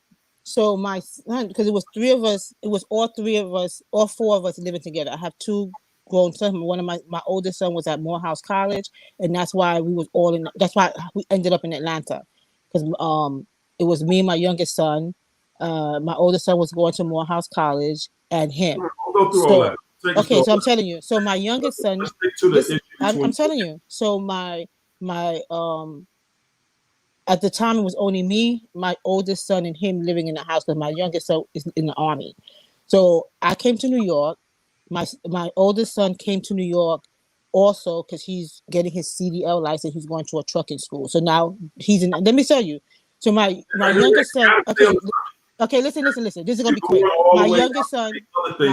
Focus on. I'm gonna tell you. Thought once about. Let me tell you. I'm gonna tell you how I found out. Cheating on you.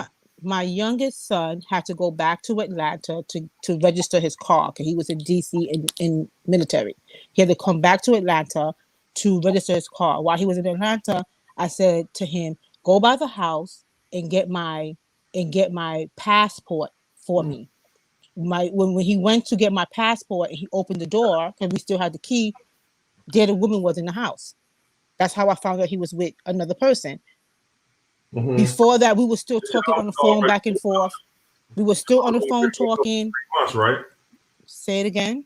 Y'all was already broke up though. Y'all was broke up. We was in a gray area. We broke up, but we was still talking. We was like in this gray area where he broke up with me, but then he's still saying that, you know, it was like a, I don't know, we broke up, but we were still talking, and we were still talking about if we was gonna make up and get back together. And you know, I'm working on my business, and he's down here trying to get his life together, and you know, we was talking about that kind of thing. Mm-hmm. Right. So to me, I figured we was in a gray area because we're talking on, you know, we like in a gray area.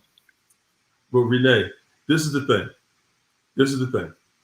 I hear what you're saying, but at the end of the day, you're telling us two different stories.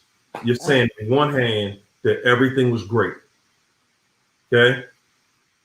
You're saying everything was great. I had no idea that it was a woman involved with this guy. Exactly. We dealt with each other for 4 years. We lived together 1 year. Yes. You moved out because of an argument y'all had. I left to clear my head because I thought that was like, okay. You know, we would have little spats, but it was never any kind of spat where it was going for the jugular. It was. I'm not saying okay. But what I'm saying is that we never had big arguments. It was like little spats that I was just like, okay. That's not the point that I'm getting to. The point that I'm making is that you're saying you went through this entire thing and not once ever feel it was somebody else there. But at the same time, now you're saying how y'all broke up and you moved to New York. You moved to a totally different city, right?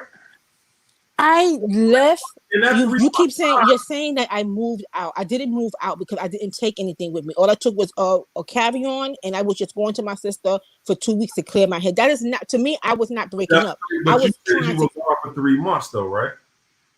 I wasn't gone for 3 months. I was gone for 2 weeks before he broke up with me. Okay. But you found out about the girl 3 months later. I found out about the girl in September 26th. And we was talking on the phone 3 days before that. So even when we were talking on the phone 3 days before that, he's telling me how, you know, how I'm the best, and he knows I'm gonna make this business work because I started a whole new company, how I'm gonna make this business work, and that he believes in me. This is 3 days before. Okay. 3 days before my son went to get my passport, because I'm like, okay, we broke up. I need my passport because I didn't even take my passport with me when I left. I'm only going to New York. Why would I take my passport? We're getting off the topic on this one. We're not getting off the topic because you're trying to insinuate that somewhere along my story I should have realized or had an inkling that he was with another woman, and I'm telling you, he was that good that I didn't even pick it up. Renee, listen. What you ain't about to do is convince me that anybody is that good. Okay. Ain't nobody that good. You're telling us right now you want everybody in this chat to see and think and believe that you did not have any inclination that somebody's cheating on you. That exactly. Is not, listen. That's not no make pretend. People are not in here making pretend about being cheated on. Oh my God. That is an emotional experience. You can't, can anybody in this chat right here, right now, verify that you were cheated on and you did not have a clue? It took okay, can I say something? You did not see one clue. You never thought one thing for a year. No. Why is that? Okay. Because it doesn't happen that way. Because somebody cheating on you, listen, somebody cheating on you, and they're cheating on you with somebody they're about to leave you for, right? He's still with her, right? He's still with her now, yes. Okay, so if he's still with her, that means that he's grooming her. Everybody in this chat knows what it feels like when somebody else is getting groomed. Oh my you God. Get the short end of the stick at that point, right? But you're telling us, no, it wasn't like that. Then what was it like? If it was so merry and happy and everything else, Why did y'all break up? It's not. This story doesn't make sense. Okay, Harry. Okay, Harry. I'm not here to convince you. Listen to me. Listen to me. Listen to me.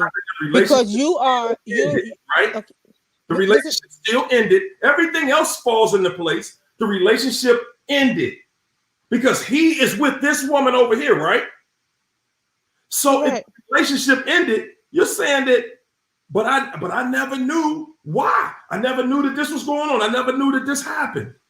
No, you're not going to know every detail, but you're going to know something. And I'm telling you, Harry, that the way that I'm telling you is the way that it played out. Because even after he discarded me, and I asked him, are you seeing somebody? Are you seeing somebody? Because the level. He said no, right? He said no. There you go. No. They lied too. I know now. The first person that's been lied to. I didn't say I was the only person that lied to. That's not what I'm saying. But if I ask you broke with me, and I have no clue why you broke with me, because I didn't see any signs, and you still tell me that you're not seeing anybody, and we're still talking on the phone. And 3 days, even up to 3 days before I find out, you still telling me that you're not seeing anybody. Yeah, that's what they do. But I don't know. I'm not coming on your show to try to make it seem like I'm a victim and I'm oblivious to what happened. Yes, I was, because I was in a 30-year marriage, and this is the first guy that I dated after my marriage. So maybe, and I've never been cheated on prior to that, because I've been with my husband since I was 18. So maybe me being with one person my whole entire life, I missed out on being cheated on. I missed out on the signs of being cheated, because my husband never cheated on me. Okay. Yeah, but you're telling your whole entire thing that how it doesn't happen that way. We're talking about that. We're talking about the one you did get cheated on. Yeah, but if I don't have it, oh my God. We're not talking about what somebody else did. We're talking about the one who definitely cheated, who discarded you for somebody else, and you're telling us I didn't know. I never had a clue. I'm telling you that, and I'm telling you that from the bottom of my heart, that I did not have a clue. Okay. All right. Well, you're officially our first person to ever say that. You're the official first one. Okay. All now right. Make a joke out of it. Now be. What, did anybody laugh? No, but it's your tone. You're not making a joke out of it. I'm not making why would I make a joke out of your pain? I said, because I ask people in the comments all the time. One person stand up and say, I didn't have a clue. Maybe Harry, when you have been fortunate enough to find your Prince Charming at an early age and stay with him to 30 years until he passes away, you don't have those clues. You don't have those clues that you could pick up on that you was cheating on. Okay, I didn't have it. I'm not on your show making joke about that. I didn't know. Okay. And I think that you're being very disrespectful, because I'm on your show to find out, to get answers, and you're making a mockery of me. I'm making a mockery of you? Yes, you are. Yes, you are. How am I making a mockery of this? Don't change the tone of your voice now, Mario. Don't change the tone of your voice now, because just a few minutes ago you would say it's impossible. It's impossible for you to be living in a house with one person. I'm still saying it. That you're for real. I'm saying that you're not telling the truth. I am. You're not telling the truth. I'm not telling the truth. You're not. God. You just sit here and tell everybody in here. Do anybody in here believe that story? I didn't have one clue. I was somebody, we lived in the same dwelling for 1 year, and I did not have one clue that this man was cheating on me. Not one. I'm telling you, I don't believe you. No, I don't. Okay, fine. I'm saying that because everybody who goes through this, not some people, everybody that goes through this, basically saying that you're telling me right now that God left you hanging. That's what you're saying. That, oh no, God ain't giving me no information like he giving y'all, like we special. That's what you're trying to tell me. That's what I'm trying to. That's what I'm trying to tell. And That's you what say I'm trying to he tell didn't you. tell me nothing. I was. So you tell me. So totally tell me oblivious. why. Tell me. Give me an example of why you think I will come on your show and tell you a half a story. Why would I come on your show and tell me half a story? You see, you're asking me now. You're asking me to tell you why you're doing something. Because you're implying that I'm lying, and I'm telling you that I'm not lying. Well, I am not lying. I don't have anything to lie because I'm sitting here. You just said you don't believe me. That is saying that I'm lying. I said that is saying that I'm lying. What if you? What's the opposite of don't believe? I'm not calling you a liar. I'm just telling you I don't believe it. Oh my God. I don't believe that you were living with a man for a year. I don't believe that. I don't believe you were living with a man for a year and you just said that you had no clue. You went home and slept with this man every night and you didn't have one clue? None. That's what you're asking us to believe. That's what you're saying, that we should just believe that. That means that it can happen to us. Yes, it can. Yes, it can. Especially if you've been with one man all your life and you've been married for 30 years. Yes, it can. Yes, it can. And I'm telling you, it can. Okay. All right, that's your truth. Okay, it's not okay. Yes, it's my truth because I was married for 30 years and my husband died in 2016 and I met this dude in 2017. Okay. All right. You chose to ignore the signs that were right there because them signs was there. Right now you're asking me to believe that God will somehow miraculously tell everybody else. It'll give us signs. I am telling you what signs I picked up on. I am telling you what signs I picked up on. Did God left you hanging? Because this ain't me. This ain't me that I'm telling you, oh no, I know this, I'm the genie. No. You asking us that you're telling us that. I'm not asking you to believe anything. I came on your show to tell my and I'm telling you what my spirit was telling me. Not tell you anything.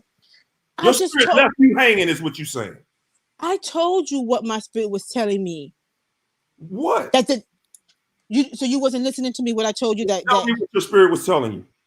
My spirit was telling me that he is stressed because of the financial burden of the household bills. Because once again, like I said, I was married and I know when my husband and I was going through financial problems, how the stress. I'm telling you, this is my experience. This is my experience, and I am trying to share my story. There you go. All right. Say it again. Everybody, just be respectful and stay inside of 3 minutes. We done did 30 minutes. Okay. We done did 30 minutes. Well, I meant to say in 3 minutes. I came here to tell my story and to find out how could I miss these signs. That was the reason. That's your question. How did you miss these signs? All right. My answer to that is you didn't miss them. You just did not. You ignored them. They were being shown to you. You ignored it, just like most people do. It's being shown to you. You're saying, I didn't see any red flags. Nothing alerted me. Nothing made me feel any type of way. I'm telling you, you overlooked it. Okay? Because in real life, it doesn't happen that way. That's all. That's all I'm saying to you. I'm not making fun of you. I'm not making a mockery of you. This isn't about turning someone else and victimizing somebody else. This is about. But that's what I feel like you did. But it's also about you holding yourself responsible. I've held myself responsible because I look over the relationship and where are you taking responsibility in this relationship falling apart? What part did you play? What part did I play? You see what I'm saying? Nothing. I ain't do nothing. Right. So when your spirit was telling you something ain't right, you didn't do nothing. You didn't look back at yourself. I did look back at myself. But I kept saying to myself, I can't figure out. I'm trying to figure out what is going on here. Like, what is going on here? But to say that I'm figuring that he's acting that way because no, I didn't think that. But I'm thinking like he knows. I don't want to. He knows that I was married for so long, and I don't have all this new, I guess, new dating and outside. You know, I didn't have it. I didn't have those muscles of you dating and being. I didn't have those things. I was starting over again for dating. Okay, how old are you? I'm 52. 52. You was married before that for 30 years. For 30 years. My husband died when I was 40. So in your 52 years, mm-hmm. You've never met a manipulative person? I just told you I've been with my husband since I was 18. I ain't say no man. No, I had a manipulative person. Male, female, aunt, uncle, cousin, friend. My uncle was very manipulative. Okay then. Okay. So you've seen this before. You know what manipulation is. I know what manipulation is, but it never happened to me. Mm-hmm. Like I seen my uncle, like, you know, what I would call. Okay, well, I've manipulating women. I seen that, but what that entailed in the relationship, I didn't know what that was, because it didn't happen to me. Okay. I just knew he used to just run a lot of women. All right. Okay. I got you. At the end of the day, guys, remember, we all play a part in this. Now, if anybody feels like, you know, I was oblivious. I didn't see it. It just hit me like a ton of bricks. I woke up one morning, everything in my life changed. You know, there are clues. There are clues, and that's for everybody. That's for everybody. Nobody just gets to sit back and say, okay, you know what? Oh my God. Everything was perfect. Everything was perfect. This situation, this woman or this man, it was perfect. We were there. You don't get to just say that and heal. How you gonna heal if you're saying that I didn't have a clue? Not only did I not have a clue, I didn't do anything. I don't see. I did not say I didn't have a clue. I didn't have a clue about that. I keep telling you, my focus was on the finances. My focus was on the finances. Okay, you focused on the finances. I'm focused on the finances. The finances were the reason y'all broke up, right? That's what I felt, because I kept saying, all right. So you went back to start looking at him chasing another woman because your son went past the house and there was a woman there. He went to the house to get my passport. There was a woman there, right? And there was a woman there. Okay. And then after that, you started to investigate after that? After that, because he blocked me and he deleted. He blocked me and he changed it. When your son when your son went over there? Yes. Right. So he had already moved on at that point. Exactly. But I just told you he was talking to me 3 days before. Okay, y'all might have been talking. Y'all wasn't living together though, right? No, I was still in New York. Right. So y'all weren't living together. No. He dissolved. Somehow y'all dissolved the relationship.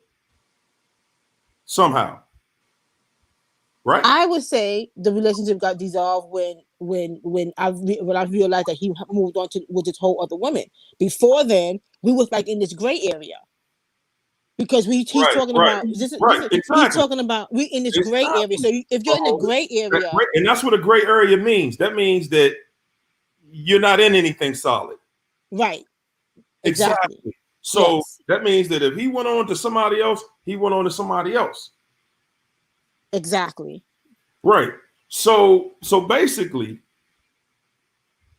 he wasn't really cheating. You're saying he basically probably met somebody when y'all broke up or when you went to New York. No, he was with the girl. He was So he with was this, already dealing with this girl. How long was he dealing with the girl? according to his timeline, from July of 2020. According to his timeline. Now he can say whatever. So he was dealing with her for say years? he could say he could say Hold it. Was he dealing with her for a year? according to his timeline, yes. Okay. So he's dealing with her the whole year you were here. Yes. Okay. Okay.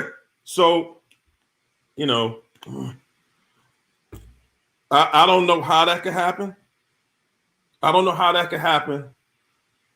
You know, I just feel like, you know, if you walk into a situation and you just gonna have blinders on, you know, this Okay, kind of okay, man. I have blindness on. You're absolutely right. I have blinders on. I have blinders on. Okay. I get it. Sometimes that may happen. So, guys, again, you know, when you're dealing with somebody, when you're dealing with cheating, somebody who's cheating, you know, I don't know how you walk past that and not recognize any of what's being thrown at you.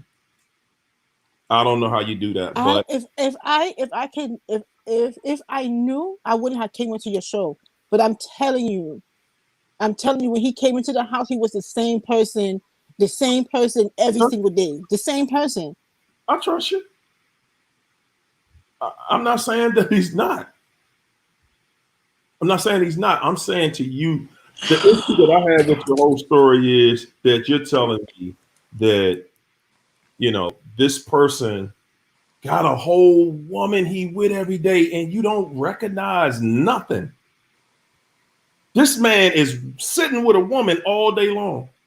All day long. And you don't recognize anything. How am I going to recognize something? I'm trying to build out a whole new business that I started during in the COVID. I am maybe because I was so focused. I was so focused on getting my business up and running. I get it. That I didn't have time to worry about the see the signs because I'm focused on what I'm focused on. Okay. He did mention that I was too focused on my business, that I wasn't spending enough time or being effective. But I'm trying to do something for us. All right, but listen, what you can't do when people are listening, you cannot deviate from your story in any type of way. Because you gave the impression and you said everything was perfect between y'all while y'all was together that year. And as we talked, that story changed several times. How it changed? It was not perfect. It wasn't perfect. What do you consider? Okay, what do you consider perfect? You said it was perfect. Everything was fine. I had no clue. Then you started saying, well, we start having little arguments, and then we had one big argument. Right. Your story changed. Your story changed. That's a change. You said everything was perfect. I didn't say perfect. I said everything was fine according to me, of how I view the relationship. That everybody have what they consider what they're going to consider to be a negotiable and not negotiable, right, in your relationship.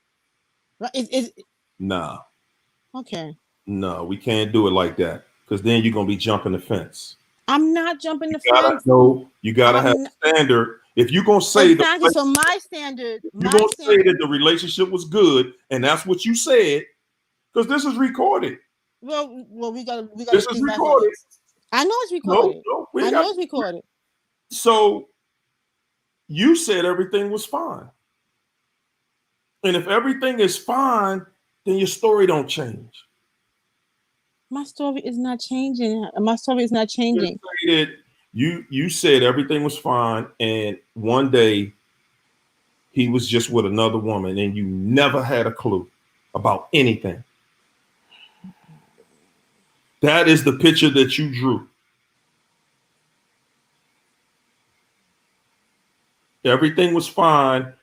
We were happy. I didn't say that. I did not say that. Do not put words in my mouth. I said So you to didn't say you, y'all were happy? I said to you, Well, then how I could you didn't say, that I things didn't were say, fine if you I weren't? said to you, Did you the say stress that that he was you were carrying. happy? I said the He was stress. stressed because of money. He was stressed because of money. Everybody's stressed because of money. Exactly. So I felt that because I was in between jobs and he couldn't make enough money too. Because before that, when I was working, he was working, and I was paying the bills. There was no problem. There was no stress to this level. So the only thing that changed between 2019 and 2020 was because I lost my income. And that's where the stress came. So I'm focused on, this is why we having this kind of this stress and everything, because I'm not able to contribute. So I'm focused on the finances and trying to get my business up and running. So what I'm seeing as being the main problem in the relationship, which is the thing, will be fixed. Mm-hmm. That's what I'm saying the whole entire time. I did not change that. And then I said, maybe because I was so focused on getting my business up and running that I was not noticing those other signals, because I'm so focused on getting this business up and running so I can start making money. I have never deviated from that.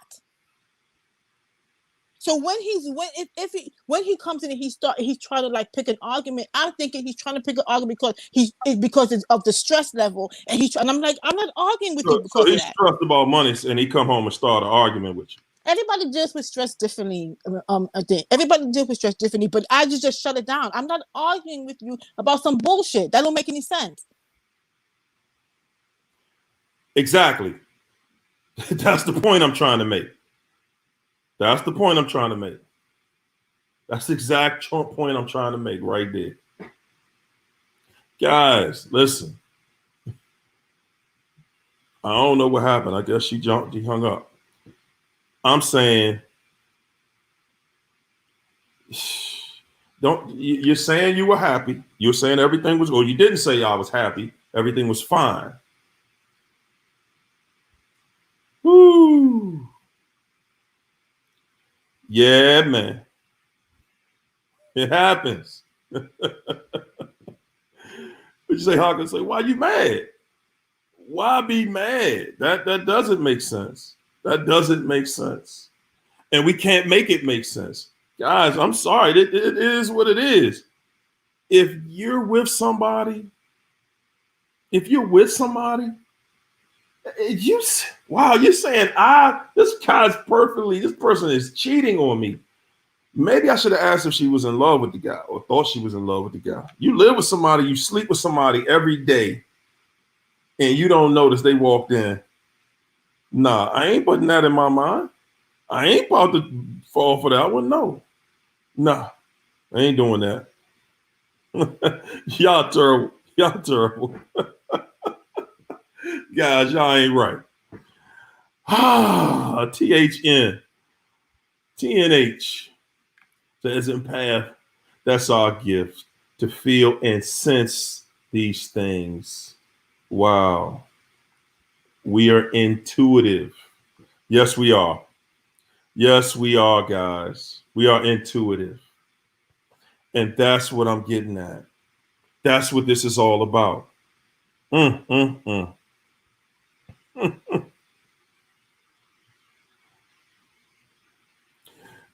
you know what? Everybody's situation has some differences in it. Everybody's situation does have some. But for you to really, and I'm saying this for everybody, for you to say, I didn't get any notice, that simply means you're just totally disconnected. That's what I'm gonna leave it at right there. You're totally disconnected from yourself. You're totally disconnected. You're not listening to anything your spirit is saying, because you don't even see nor do you hear the signs, because those signs, those red flags are there. Ain't nobody that good. The devil ain't that good. They're leaving red flags. Nobody's that good. And that's all that may be. That's all that may be. She just probably felt like she's probably that disconnected from self. You know, when you get that far disconnected, that's what it is. That's what it turns into. Good gracious, y'all. We done went over. Was that an hour? Woo, man. I'm gonna have to re-download that one. Yeah, I think I'm gonna re-download that one on my Instagram. Hey guys, whoo! What a day! What a day! I know we done went way into overtime. It's 11:30. I gotta get up in the morning. Rest of the family. Whoo! Hey guys, listen here. Another exciting day in the land of narcissism. Another exciting day. Woo! Hey guys, listen. We're gonna get back in here Friday night. The happy hour. We're gonna get it right. We're gonna get it straight. You know. Renee, I hope that you don't take this personal, you know, because it ain't. You know, but guys, I'm passionate about it. And I ain't going to just sit here and pretend with you about nothing. You know what I'm saying? I'm not. That's not how you heal. That's not how you heal. Nobody. You want to heal, then you got to do the work. You know, and she might have been telling the truth. I was just saying, I don't believe you. I don't believe you don't see. But, you know, at the end of the day, again, the red flags are there. Are you watching? Are you seeing them? Are you acknowledging them? You feel something changing. You feel something coming. And that's what it is. Listen, guys, I got a Facebook group. It's Narcissist Anonymous 101, the Empath Tribe. Also, go onto my website, Harry O Over the Top International. It's been a wild day. It's been another wild day, y'all. I'll take it.